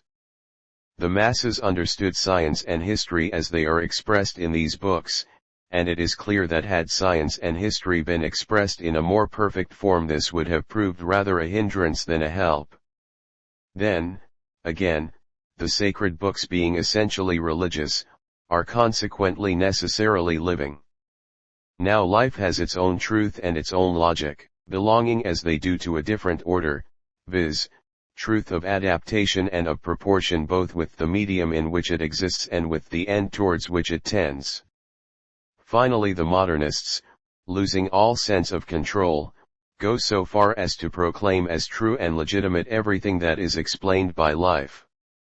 We, venerable brethren, for whom there is but one and only truth, and who hold that the sacred books, written under the inspiration of the Holy Ghost, have God for their author, conc vat. De Revel, c2, declare that this is equivalent to attributing to God himself the lie of utility or officious lie, and we say with Saint Augustine, in an authority so high, admit but one officious lie, and there will not remain a single passage of those apparently difficult to practice or to believe, which on the same most pernicious rule may not be explained as a lie uttered by the author wilfully and to serve a purpose. Epist 28. And thus it will come about, the holy doctor continues, that everybody will believe and refuse to believe what he likes or dislikes. But the modernists pursue their way gaily.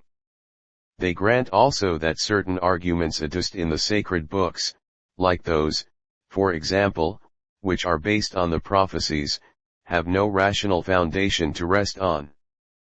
But they will defend even these as artifices of preaching, which are justified by life. Do they stop here? No, indeed, for they are ready to admit, nay, to proclaim that Christ himself manifestly erred in determining the time when the coming of the kingdom of God was to take place, and they tell us that we must not be surprised at this, since even Christ was subject to the laws of life. After this, what is to become of the dogmas of the Church? The dogmas brim over with flagrant contradictions, but what matter that, since, apart from the fact that vital logic accepts them, they are not repugnant to symbolical truth? Are we not dealing with the infinite, and has not the infinite an infinite variety of aspects? In short, to maintain and defend these theories, they do not hesitate to declare that the noblest homage that can be paid to the infinite is to make it the object of contradictory propositions. But when they justify even contradiction, what is it that they will refuse to justify? Subjective arguments. 37. But it is not solely by objective arguments that the non-believer may be disposed to faith. There are also subjective ones at the disposal of the modernists, and for those they return to their doctrine of immanence. They endeavor, in fact, to persuade their non-believer that down in the very deeps of his nature and his life lie the need and the desire for religion, and this not a religion of any kind, but the specific religion known as Catholicism, which, they say, is absolutely postulated by the perfect development of life. And here we cannot but deplore once more, and grievously, that there are Catholics who, while rejecting immanence as a doctrine, employ it as a method of apologetics, and who do this so imprudently that they seem to admit that there is in human nature a true and rigorous necessity with regard to the supernatural order, and not merely a capacity and a suitability for the supernatural order, and not merely a capacity and a suitability for the supernatural, such as has at all times been emphasized by Catholic apologists. Truth to tell, it is only the moderate modernists who make this appeal to an exigency for the Catholic religion. As for the others, who might be called integralists, they would show to the non-believer, hidden away in the very depths of his being, the very germ which Christ himself bore in his conscience, and which he bequeathed to the world.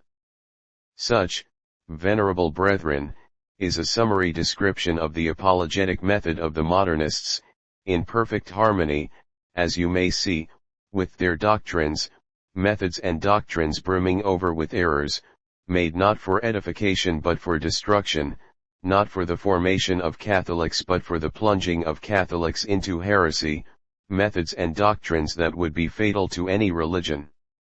The modernist as reformer. 38. It remains for us now to say a few words about the modernist as reformer. From all that has preceded, some idea may be gained of the reforming mania which possesses them. In all Catholicism there is absolutely nothing on which it does not fasten. Reform of philosophy, especially in the seminaries, the scholastic philosophy is to be relegated to the history of philosophy among obsolete systems, and the young men are to be taught modern philosophy, which alone is true and suited to the times in which we live. Reform of theology. Rational theology is to have modern philosophy for its foundation, and positive theology is to be founded on the history of dogma. As for history, it must be for the future written and taught only according to their modern methods and principles. Dogmas and their evolution are to be harmonized with science and history. In the Catechism, no dogmas are to be inserted except those that have been duly reformed and are within the capacity of the people. Regarding worship, the number of external devotions is to be reduced, or at least steps must be taken to prevent their further increase, though, indeed, some of the admirers of symbolism are disposed to be more indulgent on this head. Ecclesiastical government requires to be reformed in all its branches, but especially in its disciplinary and dogmatic parts. Its spirit with the public conscience, which is not wholly for democracy, a share in ecclesiastical government should therefore be given to the lower ranks of the clergy, and even to the laity, and authority should be decentralist.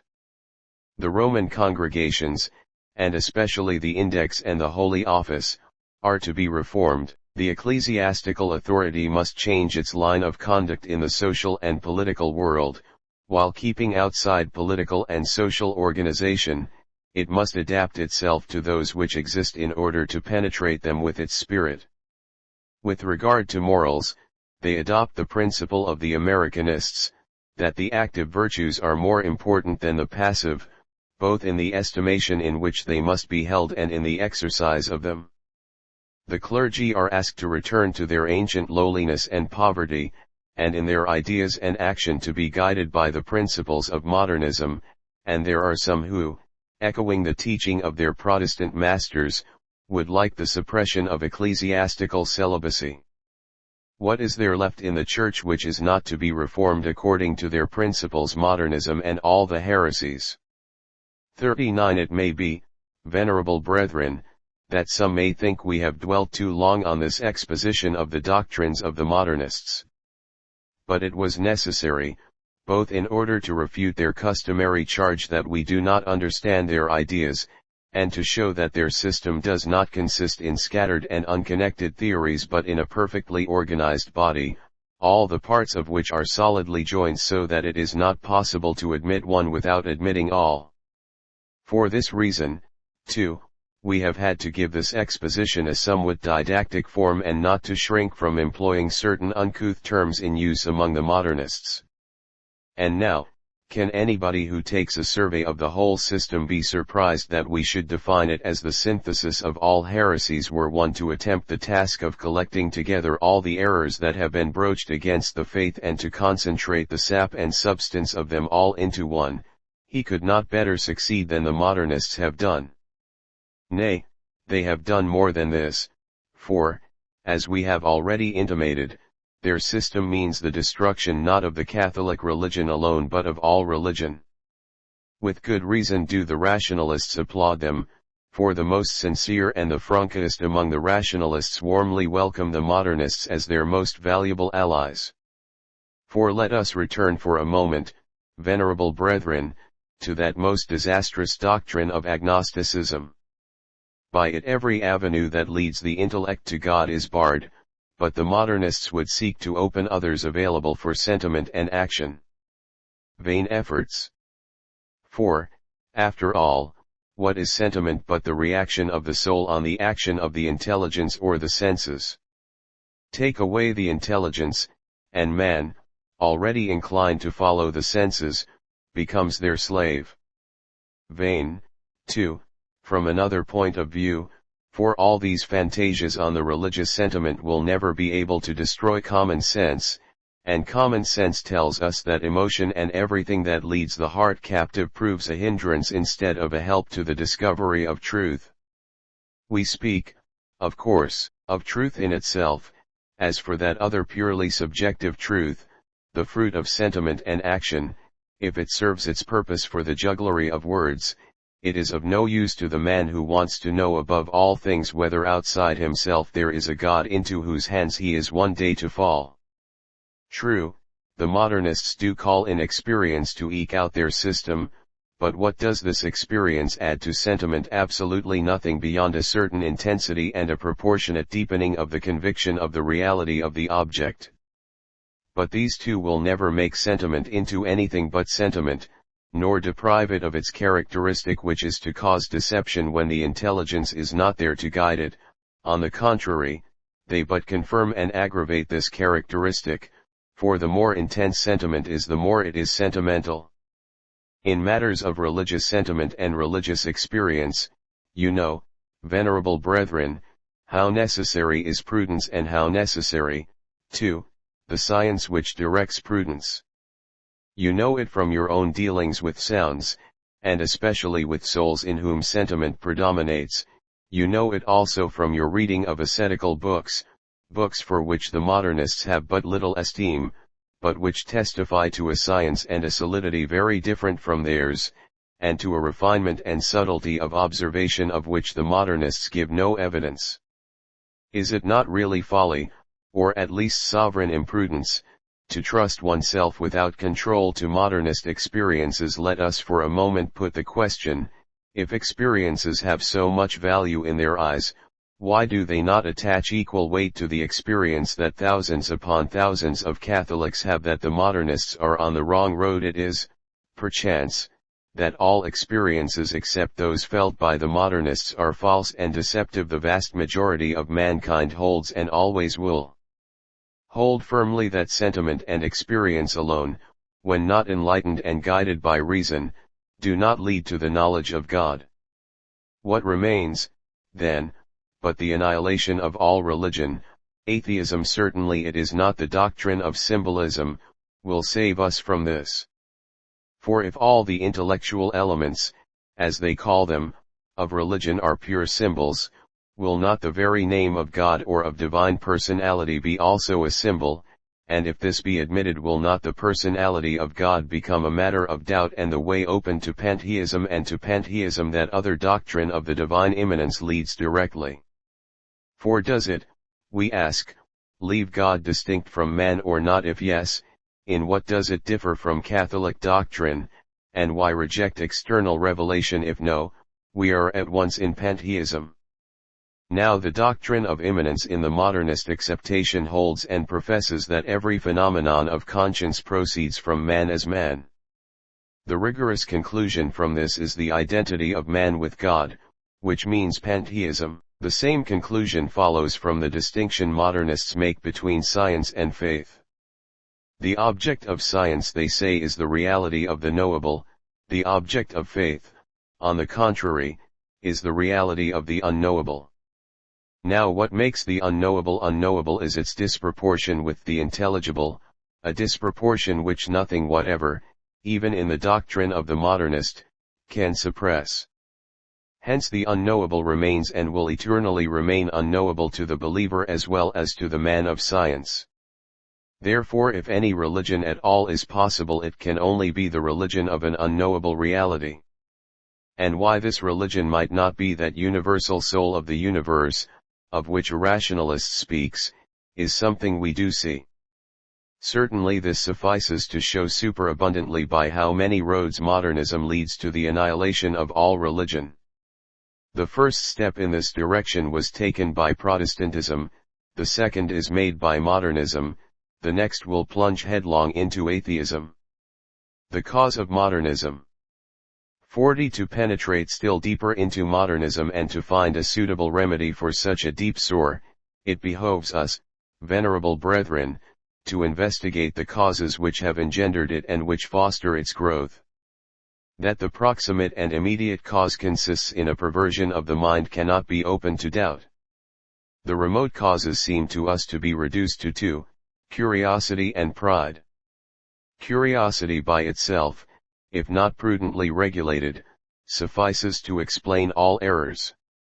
Such is the opinion of our predecessor, Gregory XVI, who wrote, "A lamentable spectacle is that presented by the aberrations of human reason when it yields to the spirit of novelty, When against the warning of the apostle it seeks to know beyond what it is meant to know, and when relying too much on itself it thinks it can find the fruit outside the church wherein truth is found without the slightest shadow of error. EP Encyclical Singulari Nos. 7 Kal. July 1834. But it is pride which exercises an incomparably greater sway over the soul to blind it and plunge it into error, and pride sits in modernism as in its own house, finding sustenance everywhere in its doctrines and an occasion to flaunt itself in all its aspects. It is pride which fills modernists with that confidence in themselves and leads them to hold themselves up as the rule for all, pride which puffs them up with that vainglory which allows them to regard themselves as the sole possessors of knowledge, and makes them say, inflated with presumption, we are not as the rest of men, and which, to make them really not as other men, leads them to embrace all kinds of the most absurd novelties. It is pride which rouses in them the spirit of disobedience, and causes them to demand a compromise between authority and liberty. It is pride that makes of them the reformers of others, while they forget to reform themselves, and which begets their absolute want of respect for authority, not accepting the supreme authority. No, truly, there is no road which leads so directly and so quickly to modernism as pride. When a Catholic layman or a priest forgets that precept of the Christian life which obliges us to renounce ourselves if we would follow Jesus Christ and neglects to tear pride from his heart, but he is a fully ripe subject for the errors of modernism. Hence, venerable brethren, it will be your first duty to thwart such proud men, to employ them only in the lowest and obscurest offices. The higher they try to rise, the lower let them be placed, so that their lowly position may deprive them of the power of causing damage. Sound your young clerics, too, most carefully, by yourselves and by the directors of your seminaries, and when you find the spirit of pride among any of them, reject them without compunction from the priesthood. Would to God that this had always been done with the proper vigilance and constancy. 41. If we pass from the moral to the intellectual causes of modernism, the first which presents itself, and the chief one, is ignorance. Yes, these very modernists who pose as doctors of the Church, who puff out their cheeks when they speak of modern philosophy, and show such contempt for scholasticism, have embraced the one with all its false glamour because their ignorance of the other has left them without the means of being able to recognize confusion of thought, and to refute sophistry. Their whole system, with all its errors, has been born of the alliance between faith and false philosophy. Methods of propagandism. 42. If only they had displayed less zeal and energy in propagating it. But such is their activity and such their unwearying capacity for work on behalf of their cause, that one cannot but be pained to see them waste such labor in endeavoring to ruin the Church when they might have been of such service to her had their efforts been better employed. Their articles to delude men's minds are of two kinds, the first to remove obstacles from their path, the second to devise and apply actively and patiently every instrument that can serve their purpose. They recognize that the three chief difficulties for them are scholastic philosophy, the authority of the Fathers and tradition, and the magisterium of the Church, and on these they wage unrelenting war. For scholastic philosophy and theology they have only ridicule and contempt. Whether it is ignorance or fear, or both, that inspires this conduct in them, certain it is that the passion for novelty is always united in them with hatred of scholasticism, and there is no surer sign that a man is on the way to modernism than when he begins to show his dislike for the system. Modernists and their admirers should remember the proposition condemned by Pius IX, the method and principles which have served the doctors of scholasticism when treating of theology no longer correspond with the exigencies of our time or the progress of science. Sylprop 13. They exercise all their ingenuity in diminishing the force and falsifying the character of tradition, so as to rob it of all its weight.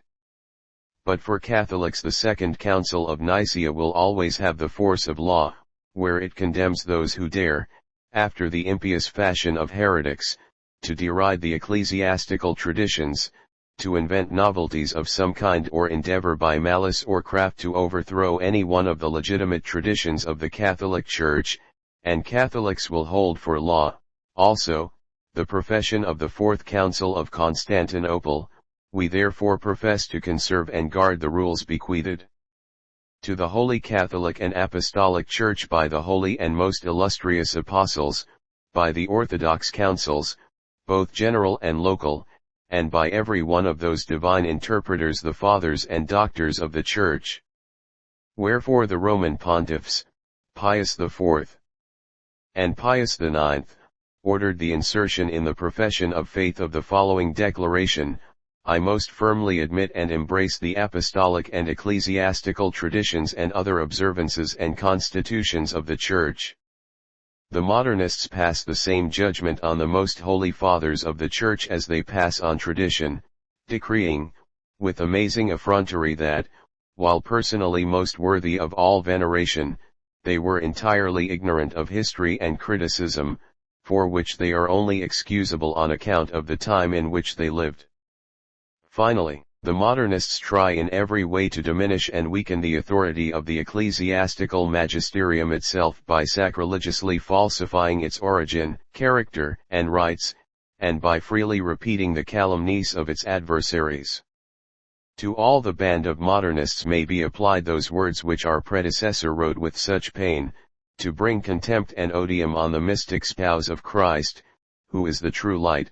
The children of darkness have been wont to cast in her face before the world a stupid calumny, and perverting the meaning and force of things and words, to depict her as the friend of darkness and ignorance, and the enemy of light, science, and progress. Motu proprio, Ut Mysticum, March 14, 1891. This being so, venerable brethren, no wonder the modernists vent all their gall and hatred on Catholics who sturdily fight the battles of the Church. But of all the insults they heap on them, those of ignorance and obstinacy are the favorites.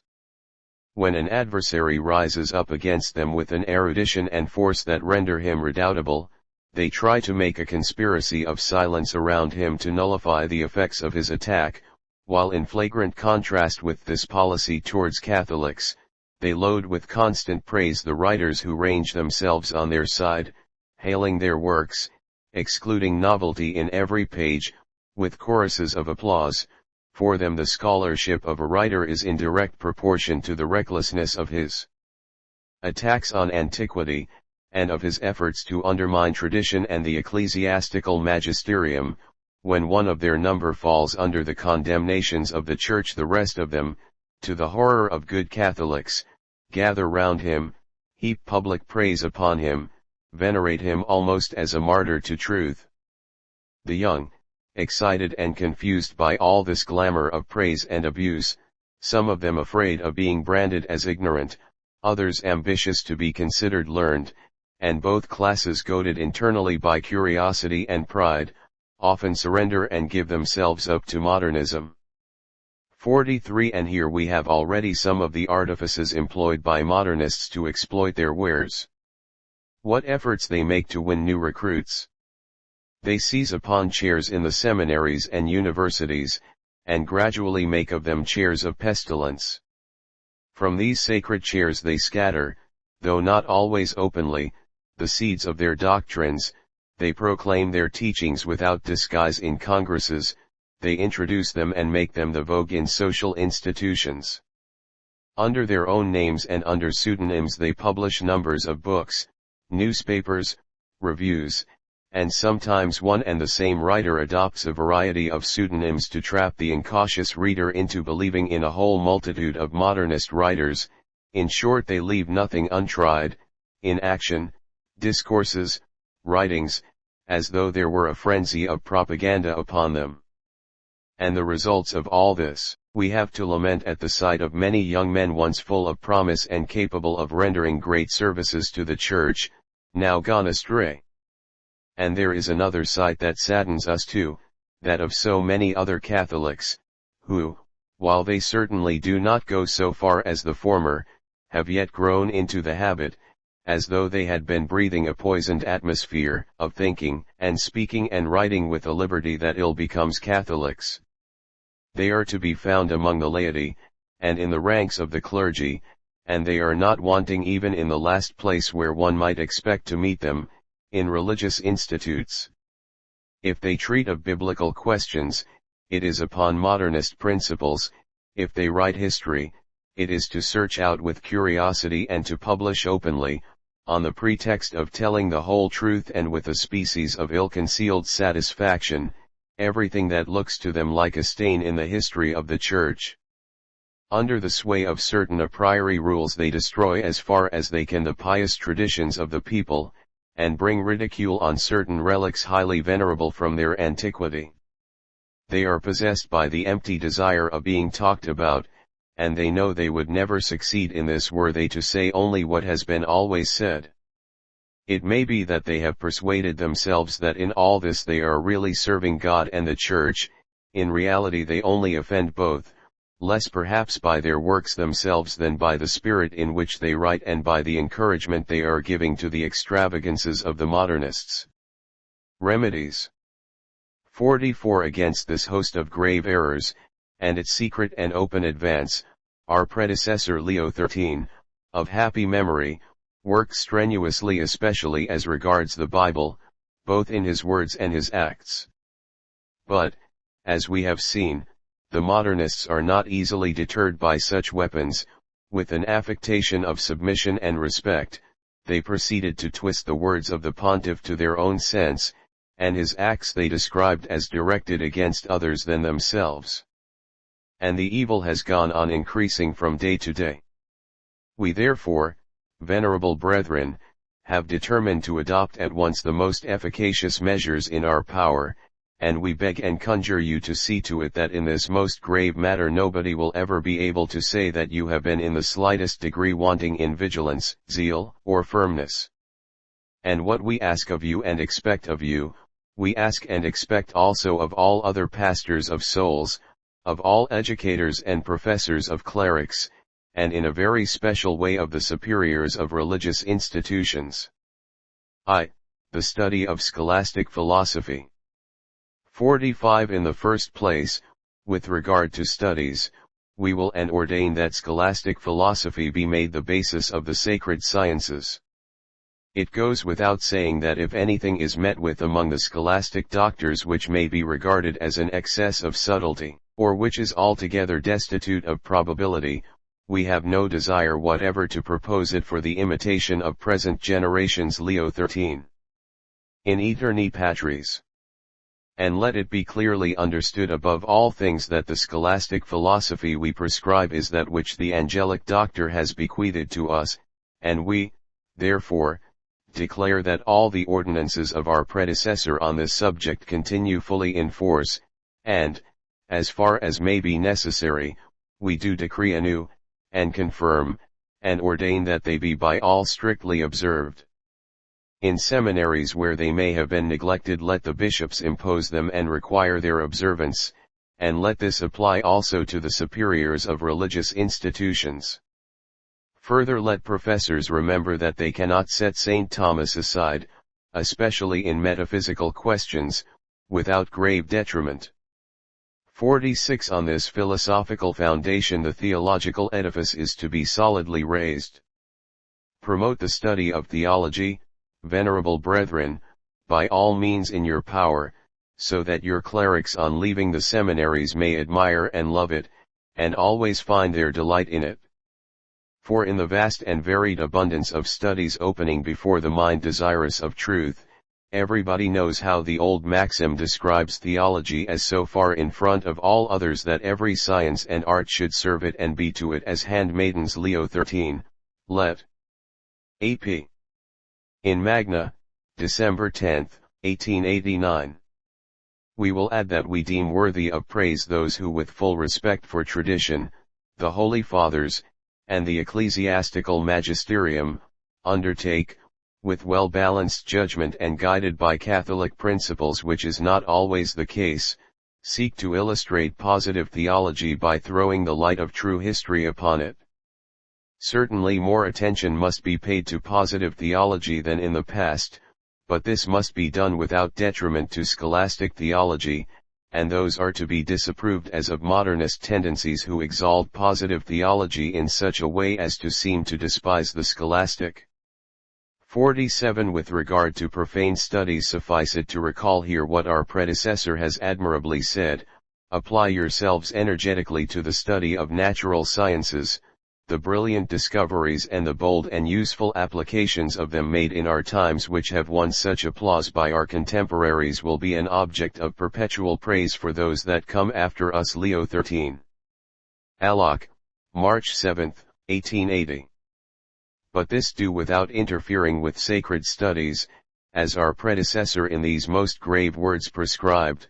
If you carefully search for the cause of those errors, you will find that it lies in the fact that in these days when the natural sciences absorb so much study, the more severe and lofty studies have been proportionately neglected. Some of them have almost passed into oblivion, some of them are pursued in a half-hearted or superficial way, and, sad to say, now that they are fallen from their old estate, they have been disfigured by perverse doctrines and monstrous errors. Loco cit. We ordain, therefore, that the study of natural science in the seminaries be carried on under this law. 2. Practical application. 48 All these prescriptions and those of our predecessor are to be borne in mind whenever there is question of choosing directors and professors for seminaries and Catholic universities. Anybody who in any way is found to be imbued with modernism is to be excluded without compunction from these offices, and those who already occupy them are to be withdrawn. The same policy is to be adopted towards those who favor modernism, either by extolling the modernists or excusing their culpable conduct, by criticizing scholasticism, the Holy Father, or by refusing obedience to ecclesiastical authority in any of its depositaries, and towards those who show a love of novelty in history, archaeology, biblical exegesis, and finally towards those who neglect the sacred sciences or appear to prefer to them the profane. In all this question of studies, venerable brethren, you cannot be too watchful or too constant, but most of all in the choice of professors, for as a rule the students are modeled after the pattern of their masters. Strong in the consciousness of your duty, act always prudently but vigorously. 49 Equal diligence and severity are to be used in examining and selecting candidates for holy orders. Far from the clergy be the love of novelty. God hates the proud and the obstinate. For the future, the doctorate of theology and canon law must never be conferred on anybody who has not made the regular course of scholastic philosophy. If conferred, it shall be held as null and void. The rules laid down in 1896 by the Sacred Congregation of Bishops and Regulars for the clerics, both secular and regular, of Italy concerning the frequenting of the universities, we now decree to be extended to all nations. Clerics and priests inscribed in a Catholic institute or university must not in the future follow in civil universities those courses for which there are chairs in the Catholic institutes to which they belong. If this has been permitted anywhere in the past, we ordain that it be not allowed for the future. Let the bishops who form the governing board of such Catholic institutes or universities watch with all care that these our commands be constantly observed. 3. Episcopal vigilance over publications. 50 It is also the duty of the bishops to prevent writings infected with modernism or favorable to it from being read when they have been published, and to hinder their publication when they have not. No book or paper or periodical of this kind must ever be permitted to seminarists or university students. The injury to them would be equal to that caused by immoral reading, nay, it would be greater, for such writings poison Christian life at its very fount. The same decision is to be taken concerning the writings of some Catholics, who, though not badly disposed themselves but ill instructed in theological studies and imbued with modern philosophy, strive to make this harmonize with the faith, and, as they say, to turn it to the account of the faith. The name and reputation of these authors cause them to be read without suspicion, and they are, therefore, all the more dangerous in preparing the way for modernism. 51. To give you some more general directions, venerable brethren, in a matter of such moment, we bid you do everything in your power to drive out of your dioceses, even by solemn interdict, any pernicious books that may be in circulation there. The Holy See neglects no means to put down writings of this kind, but the number of them has now grown to such an extent that it is impossible to censure them all. Hence it happens that the medicine sometimes arrives too late, for the disease has taken root during the delay. We will, therefore, that the bishops, putting aside all fear and the prudence of the flesh, despising the outcries of the wicked, gently by all means but constantly, do each his own share of this work, remembering the injunctions of Leo XIII. In the Apostolic Constitution Officiorum, let the ordinaries, acting in this also as delegates of the Apostolic See, exert themselves to prescribe and to put out of reach of the faithful injurious books or other writings printed or circulated in their dioceses. In this passage the bishops, it is true, receive a right, but they have also a duty imposed on them. Let no bishop think that he fulfills this duty by denouncing to us one or two books, while a great many others of the same kind are being published and circulated. Nor are you to be deterred by the fact that a book has obtained the imprimatur elsewhere, both because this may be merely simulated, and because it may have been granted through carelessness or easiness or excessive confidence in the author, as may sometimes happen in religious orders. Besides, just as the same food does not agree equally with everybody, it may happen that a book harmless in one may, on account of the different circumstances, be hurtful in another. Should a bishop, therefore, after having taken the advice of prudent persons, deem it right to condemn any of such books in his diocese, we not only give him ample faculty to do so, but we impose it upon him as a duty to do so. Of course, it is our wish that in such action proper regard be used, and sometimes it will suffice to restrict the prohibition to the clergy, but even in such cases it will be obligatory on Catholic booksellers not to put on sale books condemned by the bishop. And while we are on the subject of booksellers, we wish the bishops to see to it that they do not, through desire for gain, put on sale unsound books. It is certain that in the catalogues of some of them the books of the modernists are not unfrequently announced with no small praise. If they refuse obedience, let the bishops have no hesitation in depriving them of the title of Catholic booksellers. So too, and with more reason, if they have the title of Episcopal booksellers, and if they have that of Pontifical, let them be denounced to the Apostolic See.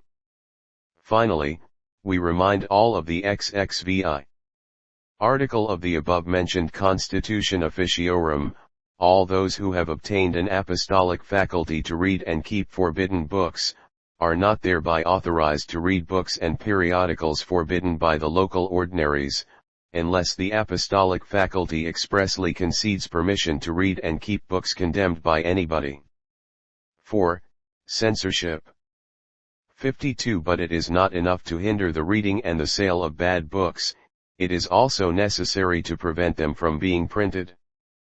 Hence let the bishops use the utmost severity in granting permission to print.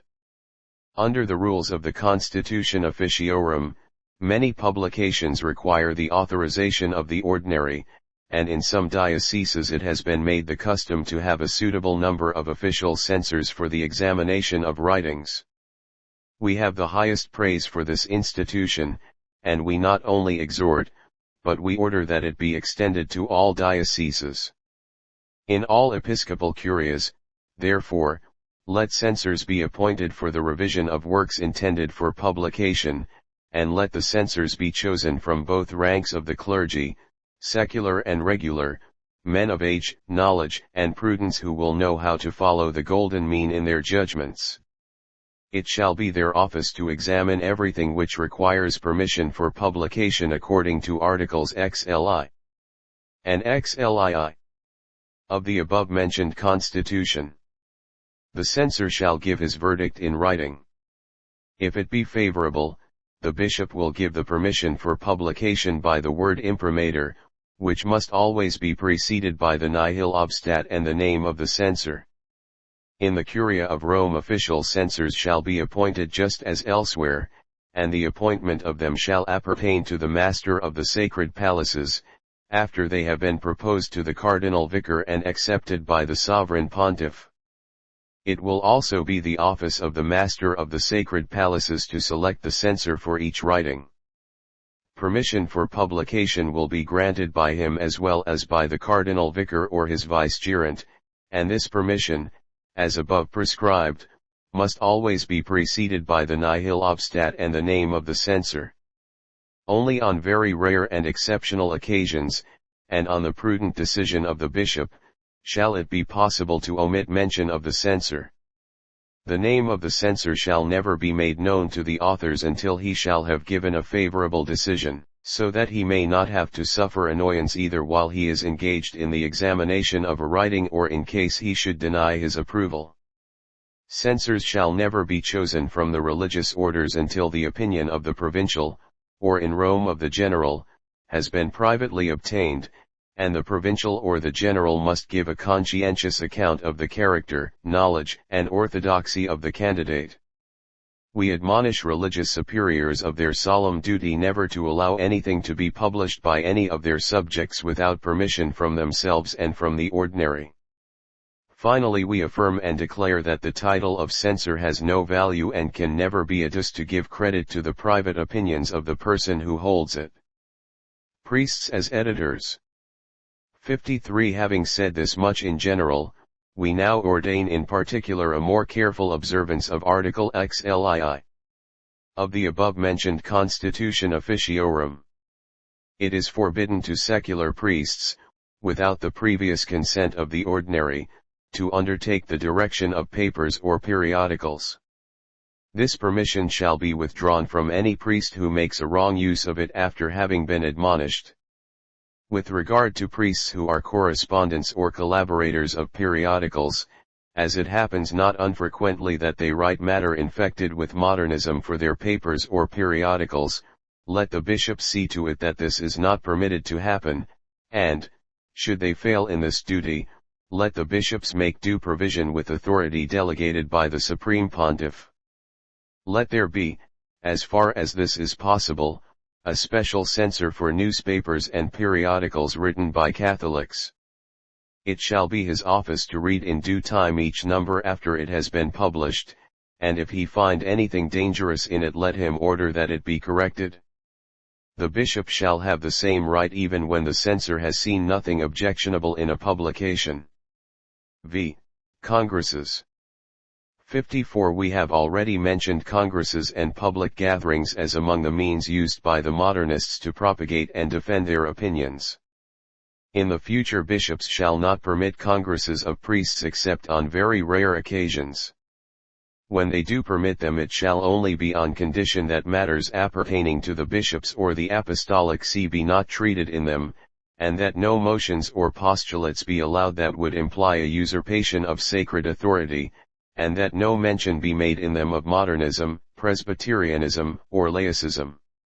At congresses of this kind, which can only be held after permission in writing has been obtained in due time and for each case, it shall not be lawful for priests of other dioceses to take part without the written permission of their ordinary. Further, no priest must lose sight of the solemn recommendation of Leo XIII, let priests hold as sacred the authority of their pastors, let them take it for certain that the sacerdotal ministry, if not exercised under the guidance of the bishops, can never be either holy, or very fruitful or respectable. Let Ensic Nobilissima Gallorum, February 10, 1884. 6. Diocesan Watch Committees. 55. But of what avail, venerable brethren, will be all our commands and prescriptions if they be not dutifully and firmly carried out, and, in order that this may be done, it has seemed expedient to us to extend to all dioceses the regulations laid down with great wisdom many years ago by the bishops of Umbria for theirs.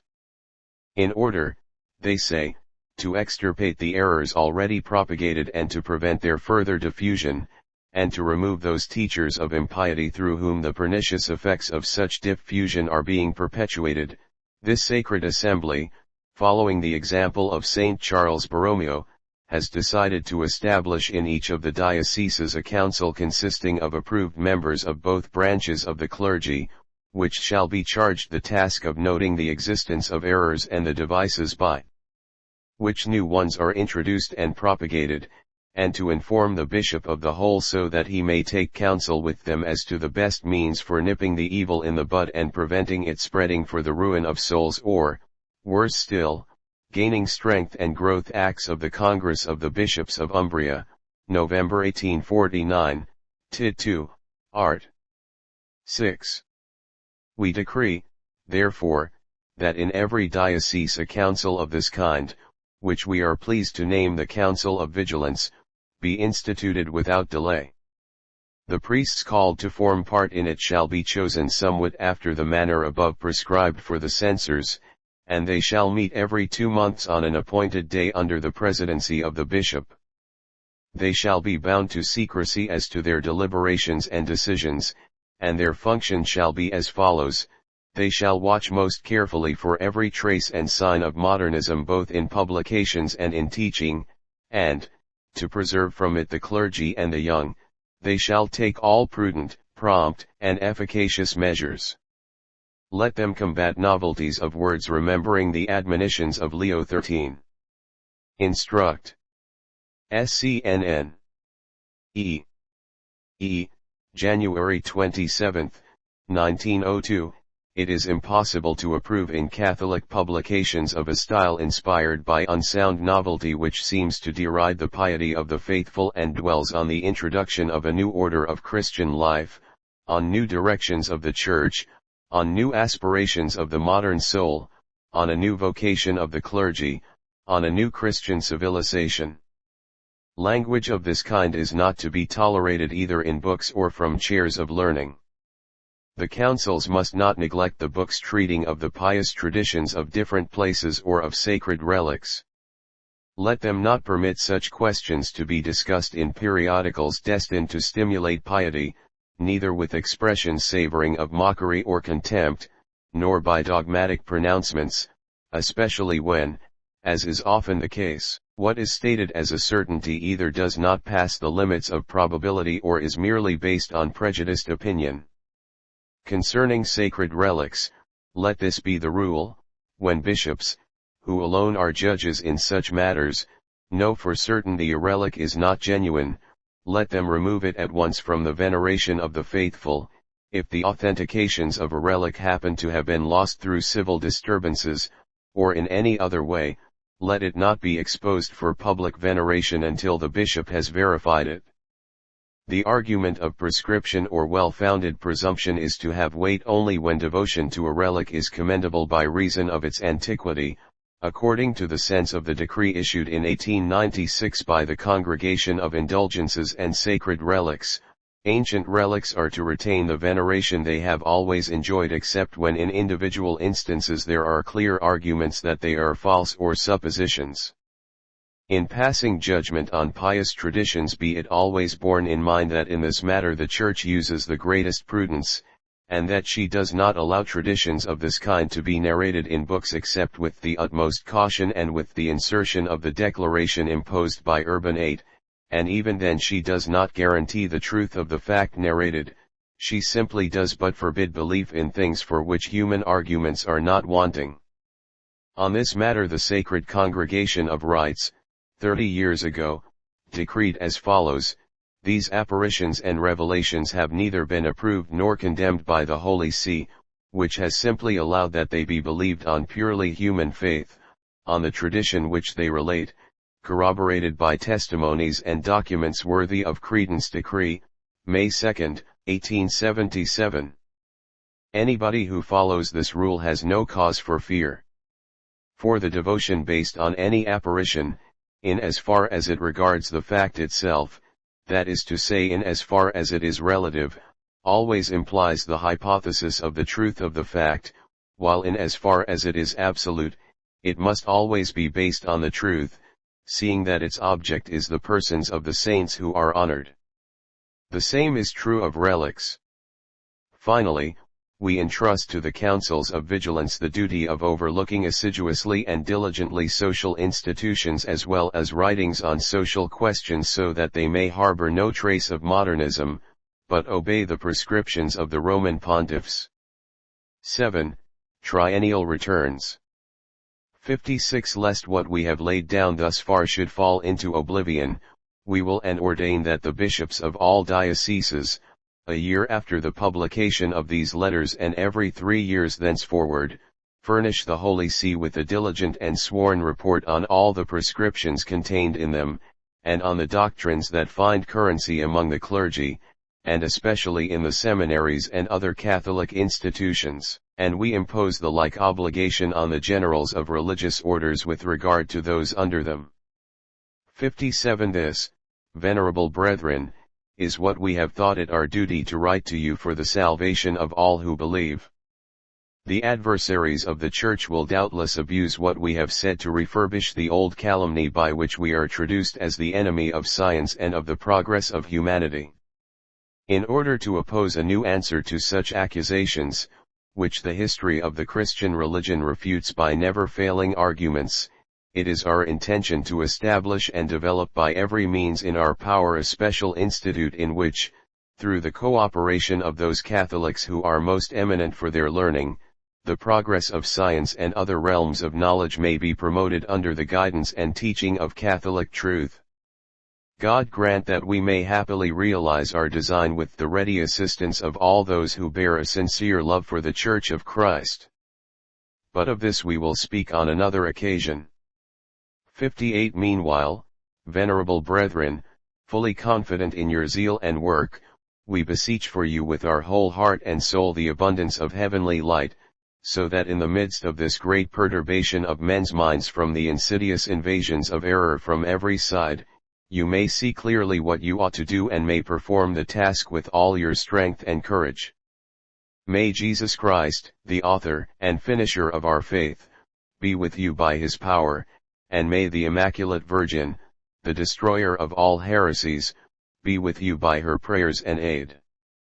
And we, as a pledge of our affection and of divine assistance in adversity, grant most affectionately and with all our heart to you, your clergy and people the apostolic benediction. Given at St. Peter's, Rome, on the 8th day of September, 1907, the 5th year of our pontificate.